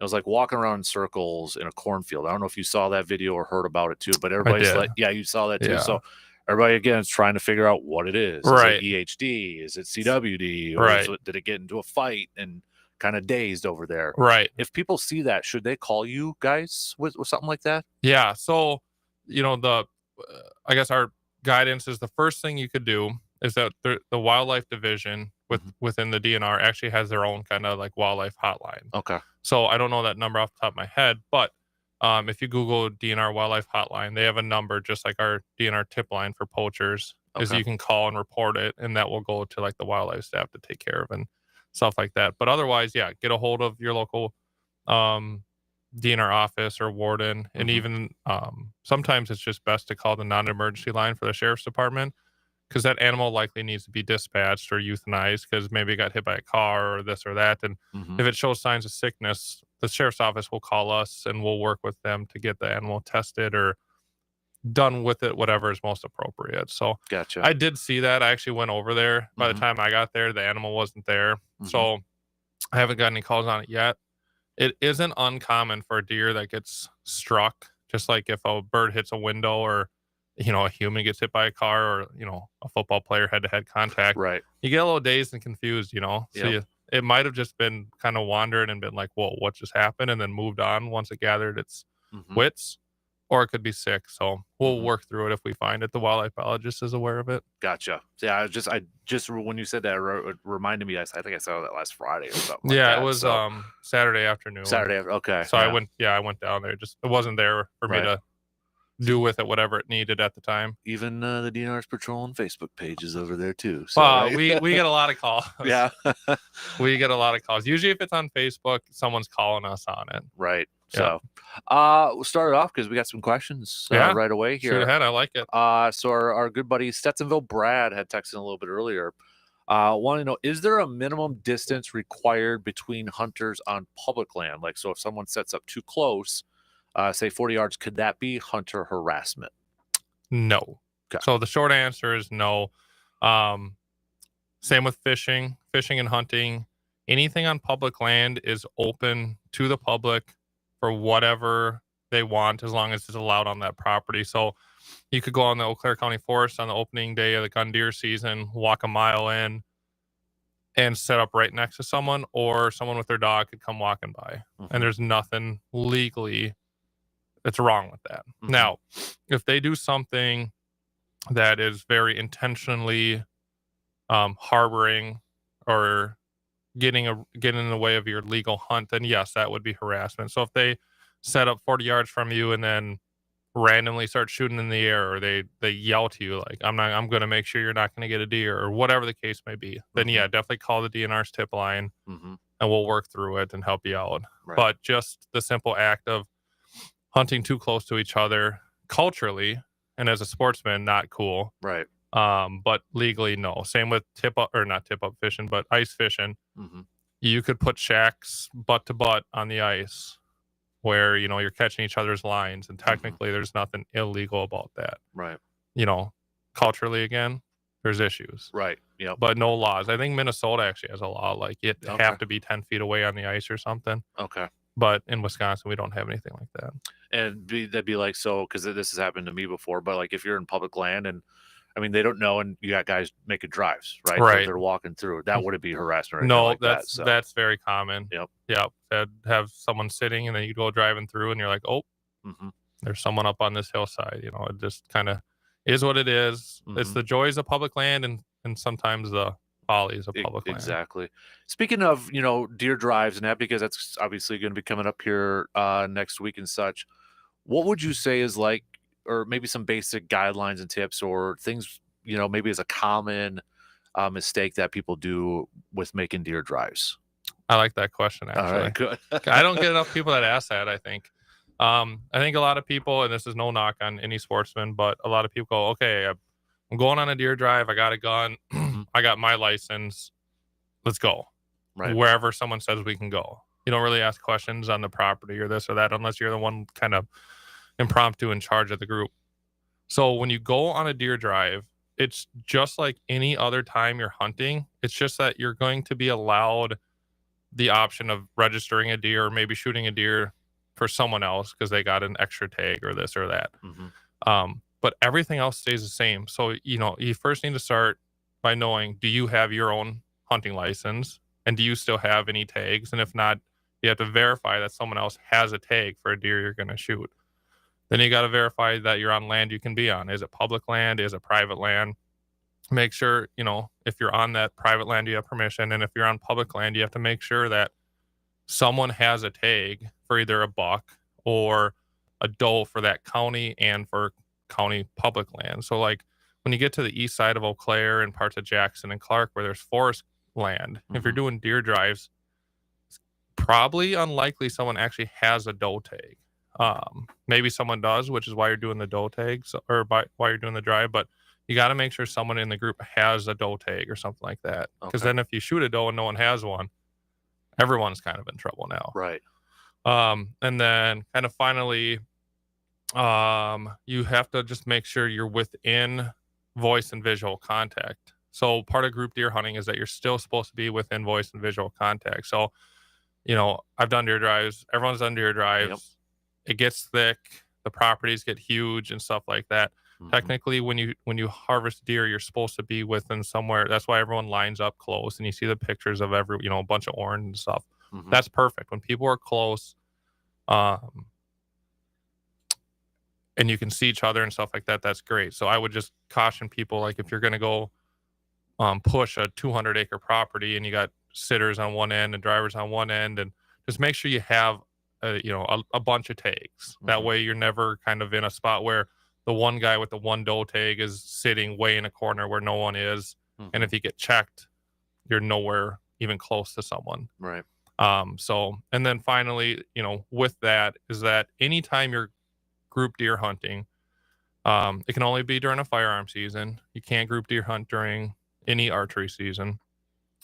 And most importantly is everyone that's involved in it, especially the person that's going to register the deer, has to be hunting. So you can't go out, and this might seem obvious to some, but to others, they might not know, or they may use it as an excuse, but you can't just go out and shoot a deer, doe or buck, and then go home and be like, hey, mom, dad, why don't you register this for it? It's a group deer hunt. Gotcha. Yep. They have to be out. Even if their intention really isn't to shoot one, they still have to be out on the landscape with a firearm and a legal license. So that's a good note too, because I mean, you can see some people potentially like buying a license online, like during or like after or something like that. We run into that a lot where someone harvests their buck earlier than they expect, and then they go, hey, son, dad, cousin, friend, buy a license, register it, grandma, and then they go back out and go buck hunting. And to an ethical sportsman who's they're only going for their one bull buck and their one gun buck, it's not very fair to everyone else if someone else is using 2, 3, 4, 5 tags and shooting 2, 3, 4, 5 bucks every year. Right. Exactly. Ready for some more questions? Oh yeah, coming in hot here. I got my coffee. Nice. It's a good morning. Can't complain. That color too. That's a sweet one over there. Freebie when you spend enough money, I guess. This one, let's go with Mike. I know this is probably a popular question, but with the Blaze Orange, is it the top half, the bottom half, just 50% in general? What are the rules with that? Yeah, great question. Blaze Orange is only during any firearm season. So just first caveat. So the youth gun hunt, the 9-day, the muzzleloader, the antlerless. So during those hunts, and then it's just the top half and 50% of the top half. So your pants, your boots can be any color. Once you go above your belt line, you got to have at least 50% of your clothing, your jacket, your sweater, your shirt, whatever is exposed has to be blaze orange or fluorescent or blaze pink. And then the same with the hat. So if you were wearing a hat, it's got to be blaze orange or fluorescent pink. If you have a black one on or something like that, just remove it and use your hood or something like that. Right. Another one, unless you had more to add to that. No, it's a really good question. I love answering them, but just like as a reminder, I say it every week. I think it's just like a lot of information is in our regulations, and I could be wrong, but I just don't think there's enough people that sit down and read them. I obviously look at them a lot because this is my job, but I think there's something to be said about sitting at your deer camp or sitting at your house before season and drinking coffee or, drinking a beer at night and just reading through them and seeing what the new section is and seeing like, oh, it is legal to do this or it is legal to do this. Cause there's a lot of things that change over the years that you just don't really like know. And even for us as wardens, everything changes through the legislators. And so sometimes I look at this like there's a new shot size you can use for waterfowl hunting this year. And it's size F. And it's like, I didn't know that. But when you look at the what's new section on the first page, it says F shot is now legal to use hunting migratory birds. I'm like, I've never even seen F shot, but I guess you can use it, So there's a lot of things that change that you're not aware of. And if it could help you by just taking that extra 10, 15 minutes to read through everything. Ben is asking, do you need to have one of those Go Wild cards on you, or is a driver's license okay?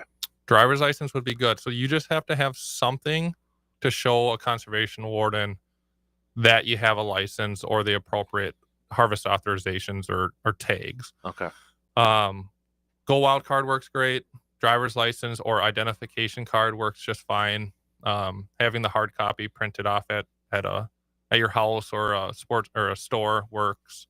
And then the other option that I actually usually do is that you can buy everything online and you can download it to your phone. So that way, when you get checked, you don't need like service and you don't need a login to Go Wild. If you buy your stuff online and then hit the download button, so when you go onto your phone's files or downloads or whatever, your license are in there. It's basically the same picture that you would have if you're holding a hard copy.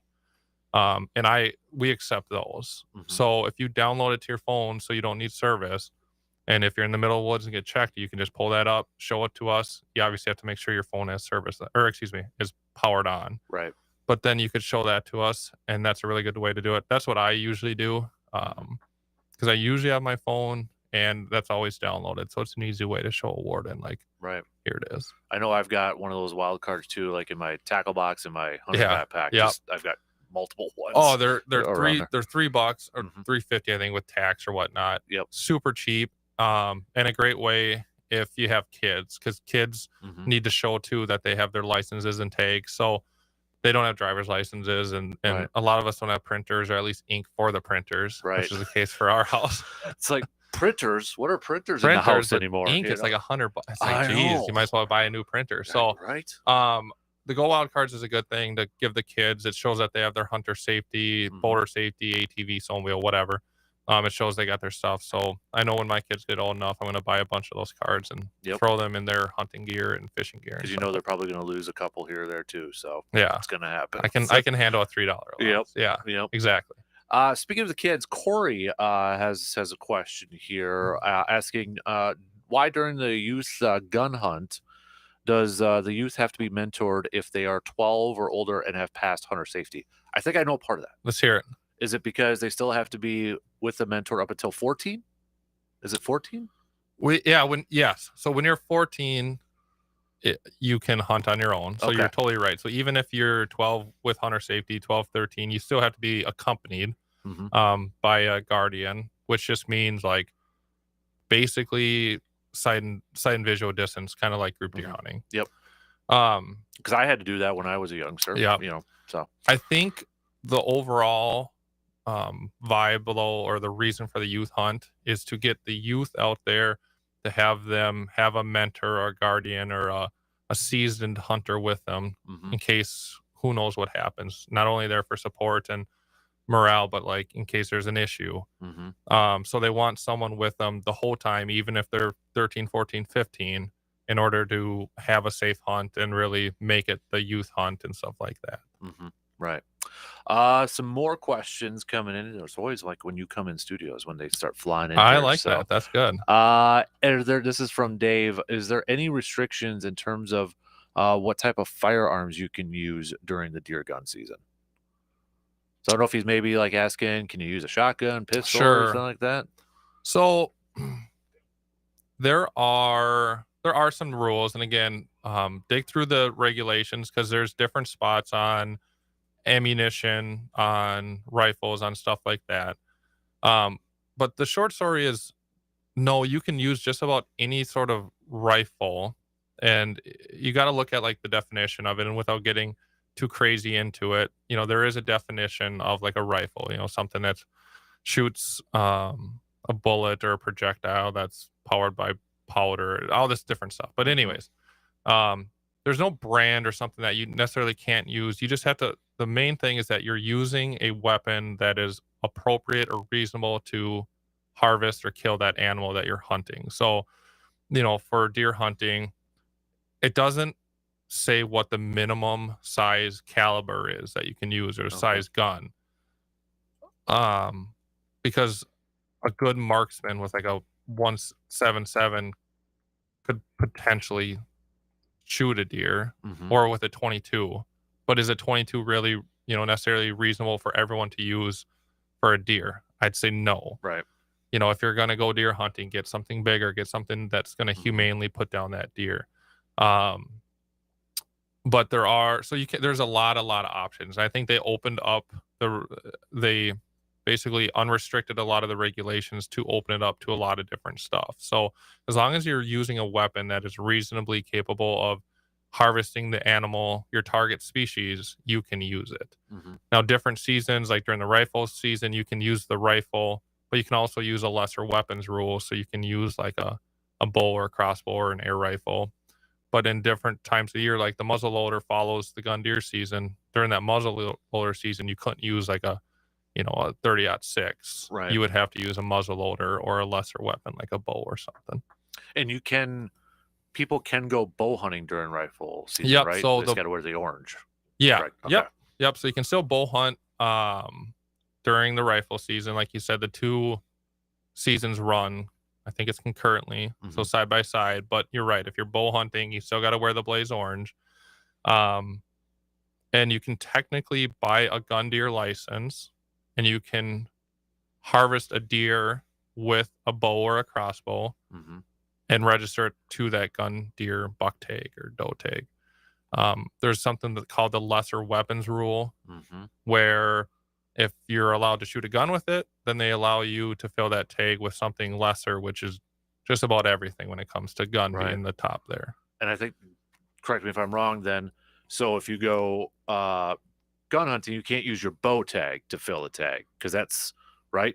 I mean, so like if I'm rifle hunting, I can't use my archery buck tag to tag that. But if it's the other way around, you could. Archery, you could hypothetically shoot 2 bucks with your crossbow and register them one on each, but it's got to be during the gun deer season. That's the other good point too. Yeah, you can't during the rut season. During the rut, you can't shoot it with the crossbow and use your gun buck tag. It's got to be during that specific gun deer season. Good note right there too.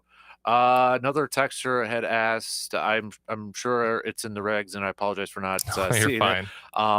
Are thermal scopes legal? It's kind of in the regs, so that one's a little bit interesting. But long story short, a scope is legal as long as it doesn't broadcast light. Okay. So without knowing exactly what type they're talking about, I don't want to assume, but long story short, and the scope should explain how it works. So as long as a scope does not illuminate, because sometimes, or some of these scopes do actually send out like a little beam of light that we can't see and stuff like that, in order for it to work. Those aren't, because they're it's basically falls under the spotlight rule. Okay. If it emits any sort of light, it's not legal. But if it just uses light to enhance it or stuff like that, then it's legal. Okay, because that seems to be gotten popular in the Very last few years, popular, right? yeah. So they're expensive, Mhm. very expensive scopes, but Right. So just read whatever scope you're going to use, just read how it works. Mhm. As long as it doesn't say anything about casting or displaying light or shooting out a beam of light or anything like that, you're fine. This was kind of I don't know if it's kind of funny. I don't know if that's the right word to use it, but it seems like it's this is a texture, a time honored tradition when we're sitting in a stand and waiting for that first shot to go, and it's always before full light out there. Is that when you guys, if you're sitting in your truck and you hear that, is that when you guys get going, or do you try to chase that first shot? What's it like as a warden to hear that first shot of the season? I can tell you there's some years where I sit in areas, whether it's on purpose or not, from the hunters, where that first shot doesn't come till opening light or opening shooting hours or whenever, after, and I feel pretty good about it. I'm sitting there and I'm like, okay, everyone in this area is following the rules, being good. Like, I don't think I'm going to have any issues. But to answer that question is that most of us are out early, just like the hunters. We probably have an idea where we want to start the day and who we want to talk to already before the season. And we'll find a spot, especially if we have complaints of early shots in past seasons or earlier in that, during the archery season and stuff. We'll go sit somewhere. And if we hear an early shot, we're definitely going to try to track it down. Until the shooting hours start on the opening day, on the 23rd, until whatever that's going to be. Let's just assume it's 6:40. Until 6:40 on opening day, it's still the archery season. And it's a crime to shoot before hours because it's hunting during a closed season still. So you're basically hunting a deer with a rifle during the archery season if you shoot early, which is a crime, $2,000, revocation of your licenses for 3 years. We're taking the gun. So I don't mean to be like Mr. Meanie pants here. Meanie pants. But yeah, if you shoot early, think about your neighbors. Think about those neighbors that are doing it right, and you shoot early and it spooks their deer, or you take a big buck or something that they're waiting for and you shot. It's very frustrating to the people doing it right. So we're for sure out there trying to find those guys and gals. This is another one. This is from Dave. He said this might be more of an opinion question for Jake. But what would you do, or what should maybe hunters do if they see a deer and you could tell there's something wrong with it? Maybe it just doesn't look healthy, or there's something wrong with it. Should the hunter harvest that deer? Should they let it go? If they harvest it, do they have to tag it? Should they call you? What would a hunter do in that situation? Yeah, this is kind of a hard spot to be with because a lot of us, like, ethically and morally, we want to help that animal by dispatching it, euthanizing it, killing it, however you want to say it, which probably the right thing to do. But, if you're looking at the letter of the law and how we just have to enforce state laws and stuff like that, no one is allowed. There's no exemption. No one's allowed to just put an animal down. If you're putting an animal down, you're either doing it under the hunting rules, like it's in season, it's in the shooting hours, you have licenses, you're going to register it, or you're hunting without a license, or you're hunting out of season. So I just like to put that groundwork down because that's kind of what it is for us. It's black or white. You're either hunting it or you're not, year round. So, but it's a hard spot to be in if you see an animal suffering. So the best thing to do, and I've dealt with this a few times already this year, the best thing to do is to call call the DNR. Even if you call the tip line, they'll get it to a warden. It doesn't matter if you call the tip line with things that might not be an emergency violation or something, because it's a good way to talk with a warden or get a hold of us. But get a hold of either your local warden, the tip line, or even the local sheriff's department or PD, depending on where you're hunting, and have them put it down. If it's sick, if it's injured, have some sort of law enforcement put it down. That way, we can do with it what we need, test it, or just if it just needs to be put down, and it doesn't go against you or your licenses, and it doesn't go against, you're shooting it out of season or anything like that. So best thing to do is to call someone. If you've been hunting for a while or you don't think you're going to hunt much and it needs to be put down and you have the appropriate licenses and it's in season and you don't care that you're going to burn one of your doe tags or your buck tag, then by all means, put it down and then just register like any other deer and then do with it whatever you think's appropriate, dispose of it or utilize it if you can, or bring it in for testing or whatever. So that's always an option. It's just to use what you have, your tags and stuff, but you're not going to get reissued a tag for doing the, right thing. Right. It's kind of hard because I had a guy, put down a buck that way and he burned his archery buck tag and he was kind of frustrated. And I explained this prior, I explained this before he did it, and he made that decision to put it down, which is the right thing. It seemed like the right thing to do, and that's good for helping the animals. And at the end of the day, he was fine with it, but just a little frustrated. But otherwise, just get a hold of us and we'll help you out with it. Do you want to revisit road hunting with this? Because I'll never forget this, and I've seen it a couple times. And I haven't seen too much corn still standing, but I've seen people taking out corn, and there's a guy standing on the side of their combine with a rifle, trying to. It's like a deer driving at. That's got to be illegal, I would imagine. But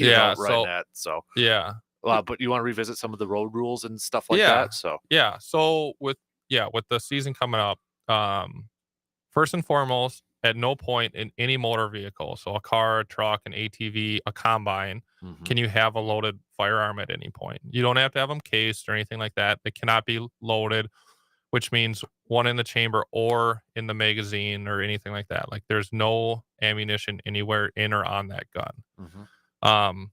It's funny. I was just looking at like some of our tickets from last year because I was writing some stuff up, and we dealt with a few different people that shot deer from combines last year. So it's not uncommon by any means.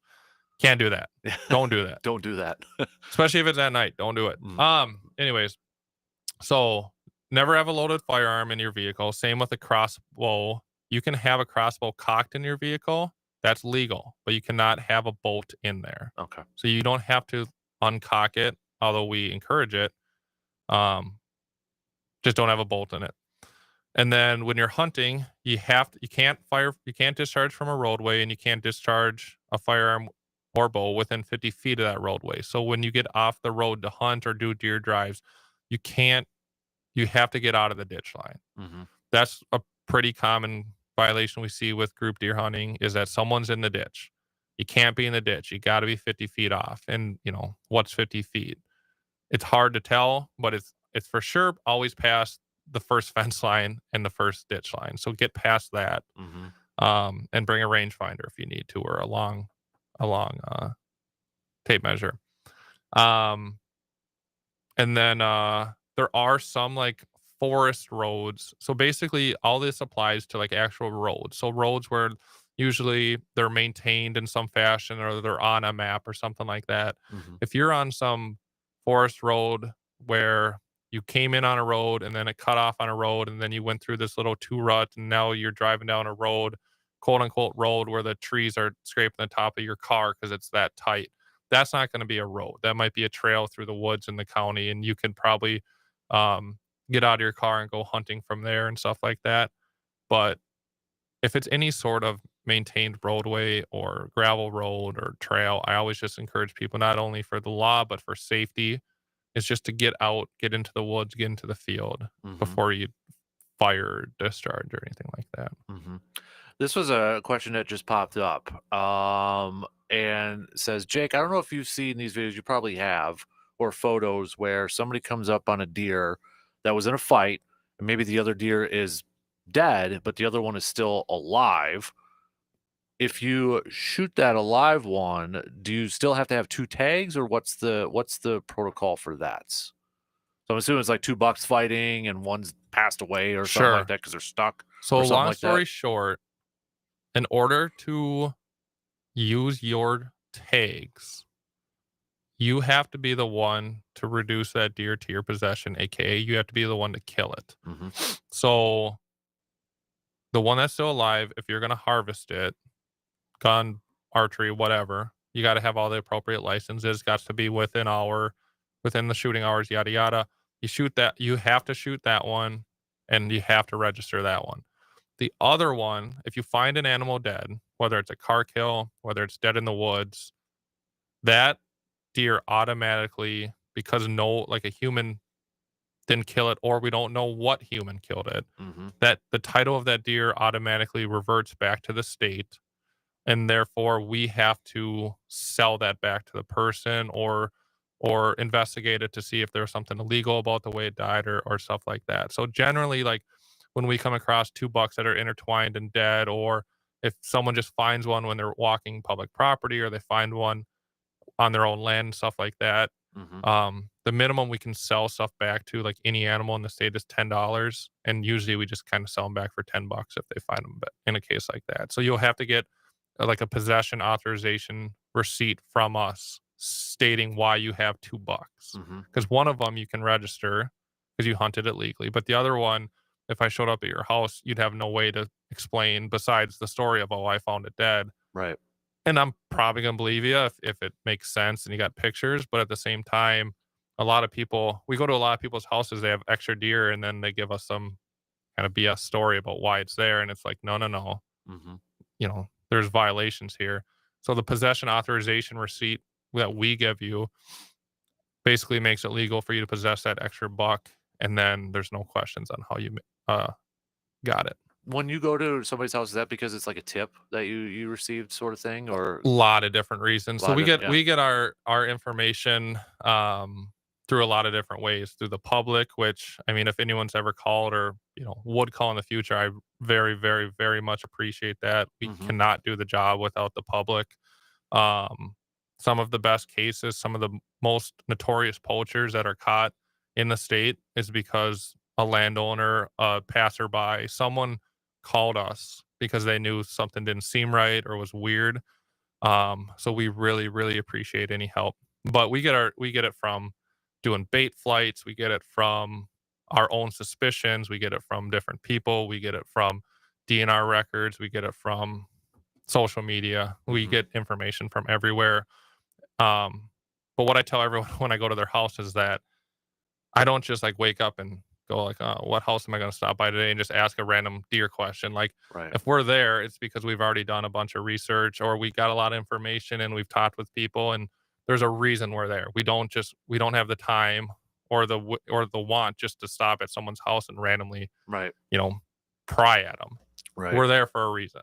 Yeah, you're not like walking around or just driving around and be like, oh, I'm going to stop here. Yeah, oh, this house looks nice. Let's go talk to them about, you know, what they might have done wrong. No, I have faith, and I always defer back to everyone's doing it right. You know, my goal is voluntary compliance. If I never wrote a ticket, that would be ideal. It means everyone's doing the right thing, harvesting deer or animals or fish, whatever, legally. But our information comes from a lot of spots, and usually if we're talking with someone more than just your basic compliance check, there's a reason for it. Right. Somebody had asked about registering. Let me see if oh, yep. And I think this is a good reminder, I think, every year. But when's the absolute latest somebody should register a deer if they get one, since it's either by phone or online? Yeah, 5 p.m. the day after harvest is the regulations. So you harvest one today, it's Thursday. You do it this morning, you have until 5 p.m. tomorrow to get it registered online, or via phone. The other thing is that if you shoot one, say tonight, maybe you shoulder it, maybe you just don't find it, whatever the case is. You wake up Friday, you track it, you find it Friday afternoon. It's 5 p.m. the day after you recover it, is another way to look at it. So even if you shoot it Thursday, maybe I should have started with that. It's 5 p.m. the day after you recover it. So if you find it the next morning, then you have until Saturday at 5 to register it. So once you get your hands on that deer, now you're in possession of the deer. That starts the 5 p.m. the day after. So turkey, bear, deer, year round, doesn't matter what the season is. Gun season, bow season, spring turkey, fall turkey, all animals need to be registered 5 p.m. the day after. Online or via phone. It's they've made it just very consistent, so it's not this is this way, this is that way. This season you do this season you do that. It's all the same. 5 p.m. the day after the harvest or recovery. Gotcha. Speaking of recovery, say you're on public land and say you come across a deer that's been shot, but you can tell maybe it's been there for maybe you find it the next morning. Sure.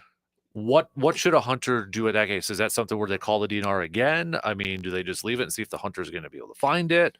What would be the proper way to do that? I mean, you can look at it, I guess, gauge the situation on what you feel is appropriate. So as a hunter and a warden, I always feel like if someone shot a deer, they probably want it, right? Mhm. So if you look at this deer and you're like, oh man, this thing looks like it probably died overnight, like someone might be tracking it, something like that, I'd give it a little bit for someone to come back in the morning if they let it sit or couldn't, Mhm. and give it to them. Or if you see someone hunting in the area or in their truck in the area and you're like, you can always go up to them and, hey, did you guys shoot a deer, something like that. Now, if you find a deer that's clearly dead, rotting, or way after the season, something like that, if you want to take possession of it, then you give us a call. As if it's Is it like the roadkill situation then at that yes, point? yep, Okay. it's like the roadkill situation. So if you didn't kill it, either you need a possession authorization take for us, or it's like way after the season, all the meat, all the skin's gone, and it's just like antlers Mhm. or just the antlers and the skull. Then you can take that for free. Mhm. No tags needed, nothing like that. But if you find a deer, especially if you think it's like there's something weird about it, like it's a gunshot and it's the rut, Mhm. definitely give us a call because we Right. want to find out who's gun hunting deer in the archery season. Right. But if it's the middle of the gun deer season, it looks like a deer that someone shot in the butt and it ran too far and they couldn't find it, and you want to do something with it, call us. We'll get you a tag for it if you want to try to save that, salvage whatever meat's left on it, stuff like that. But if you didn't kill it, then you have to go through us to get permission to have it. Okay. Ready for one more? Oh yeah. One more? So I think this is probably I gotta imagine this is maybe one of the more popular things you guys have to deal with during rifle season, but somebody had asked, if somebody shoots a deer, and they're tracking it, but another hunter shoots it and kills it, who has property of that deer? Is that one of the most common things you kinda run into when rifle season? When it comes to like conflict like that, it's usually more like the property line, like they won't let me across the property line. Gotcha. What do I do? Stuff like that. In this case, it's basically the law is it's whoever reduces the deer to their possession or who's ever the one to kill the deer. If someone wounds a deer, the deer's still not dead, even if it was dying. If it walked over to the next hunter, they put one through the chest and Mhm. it dropped, hypothetically, it would be that second hunter. Mhm. Culturally, ethically, sportsmanshipy, morally, however you want to say it, if I was that second hunter and I saw that there was a low gut shot on that deer, I would give it to the other hunter and be like, "Hey, I finished off your deer for you. Like, here you go." Like, obviously, they got Mhm. first, quote unquote, first blood, or they took the first shot. It was theirs, and they were probably going to track it, and they were probably going to find it. It's just it got to you first. I would work through it that way. And Mhm. if you can't come to an agreement or there's issues or fighting or whatever, call the sheriff's department, call the local warden, and Mhm. we'll come in and we'll kind of put the details together and figure it out. At the end of the day, if we can't come to some sort of agreement or we can't make a clear, decisive action on like what happened and it's this versus that, sometimes we'll just take the deer and call it Mhm. a wash. Say no Gotcha. one gets the deer now because you guys can't work through it. Mhm. We can be mediators, like we're good talkers, I guess, and so we Mhm. can be mediators, but our job isn't to be a mediator for Mhm. every hunting dispute in the state. 'Cause, for most, I don't wanna say maybe everybody, but for most, you should be able to tell, like, if that first shot would have been a kill shot, right? Right? You Yeah. know, Like if that's if that first deer is its toenail got shut off, right. now that first hunter has got some, they got to look at the situation now and go like, hey, you might have winged it, but that thing was going to live till next year. So Right, exactly. it's really up to us as humans Mhm. and social hunters and good people to kind of work through these situations together. Mhm. That's actually what happened with one of my my biggest one actually was sitting in public land and, you could hear the gunshots, especially if they're closer, like, "Oh, is there something coming?" And Right. it was, like, multiple, and all of a sudden, I see this one coming, Oh, really? and so I shot, and it went down, but then, a few minutes later, a couple guys are, like, tracking it, Sure. but they understood, like, yeah, we didn't, it wasn't a kill shot or anything like that. So, Yeah. and they were nice about it. Good. So, yeah, and that's a perfect example of it. Just because someone shoots, or just because of this, or just because of that, doesn't always mean like that's the way it should or shall go. It's work through the situation just like any reasonable person would, and hopefully you can come to that understanding of what happens to that animal. All right, before I let you go, and we got to take a break here, any final thoughts? Like, I know you talked about it last time, but maybe a good reminder too, carcass sites and that too, because those are going to fill up pretty quick. Yep. So you can't just drive your deer off into the woods and dump it on some random road. We got a lot of complaints about that. It's illegal. It's littering, even if the animals are going to use it. There's deer carcass dumpsters at the Eau Claire Service Center on Claremont. I believe there's one up in Cornell, the Brickyard, Menominee, DNR. There's plenty of them around the state. There's a map on it that you can look up. So there's plenty of free places to bring your deer. So find a place to bring them. Don't just dump them out. Dispose of them on your own property. Do whatever. Just don't go dump them on someone else's property or on the end of some hunting road or something like that. Obviously, wear your blaze orange. Be safe. Buy your licenses now. Yeah. Don't wait till the morning of and hope that you have it, or don't assume you have it, especially if you're not great with technology. Get that Go Wild app or get that Go Wild website pulled up. Verify that you have an actual hunting license, because hunting without a license is a crime. And we will work through different situations. We're not monsters. Even though some people might think that, we will work through accidents and mistakes. But at the end of the day, you have to have a license. So that's a really important thing to look at. Absolutely. Dude, appreciate it as always. Yeah. That went by fast. I know, it's crazy how quick, an hour goes in the morning or whatnot. I really enjoy coming in. I love answering questions for everyone. I know the one guy said it, asking, "Oh, sorry if I didn't read the regs." You're fine. I love answering these questions. I just always bring it up because I think it's such a great resource that might be a little bit underutilized. But read those regs, and then just have fun and get ready and have fun. It should be a good gun deer season this year. Yeah, definitely. A little bit of a light winter, right? So hopefully the mild winter, so. It's a late season. It's definitely a late gun deer season. But you know what? If you go out there and you're sitting on a weekend and it's deer season, like it's always good. I saw a meteorologist really quick, because I know I got to get out of here, but meteorologist posted like the temperatures of opening days like the last 15 years. Yeah. It's hard, and I remember it, but it just wasn't that long ago. A couple years ago, it was like 73. Yeah, I remember that. Yeah. Right? And I'm like, oh man, I forgot about that. And then it's like followed up by probably one of the coldest ones. Yeah, I know. It is really, a guessing game of what it's going to be, which is kind of fun. I like when there's snow. I do too.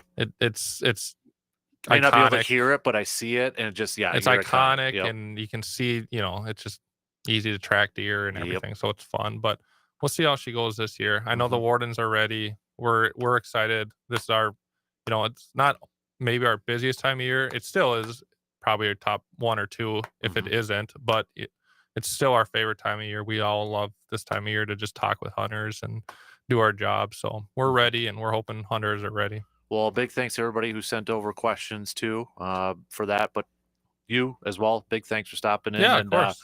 You be safe out there too, okay? Appreciate and good luck when you get out there. Appreciate it. And get that deer. So yeah, sounds great. We got to take a really quick break here, and we'll be back in just a couple minutes to wrap up things here this morning.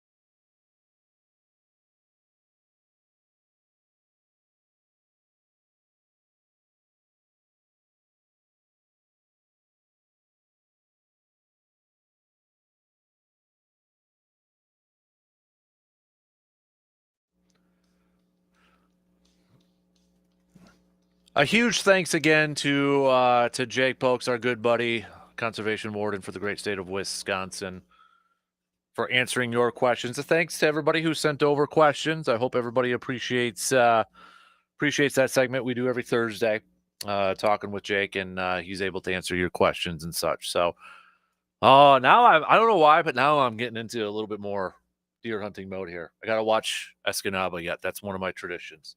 Got to watch Escanaba in the moonlight.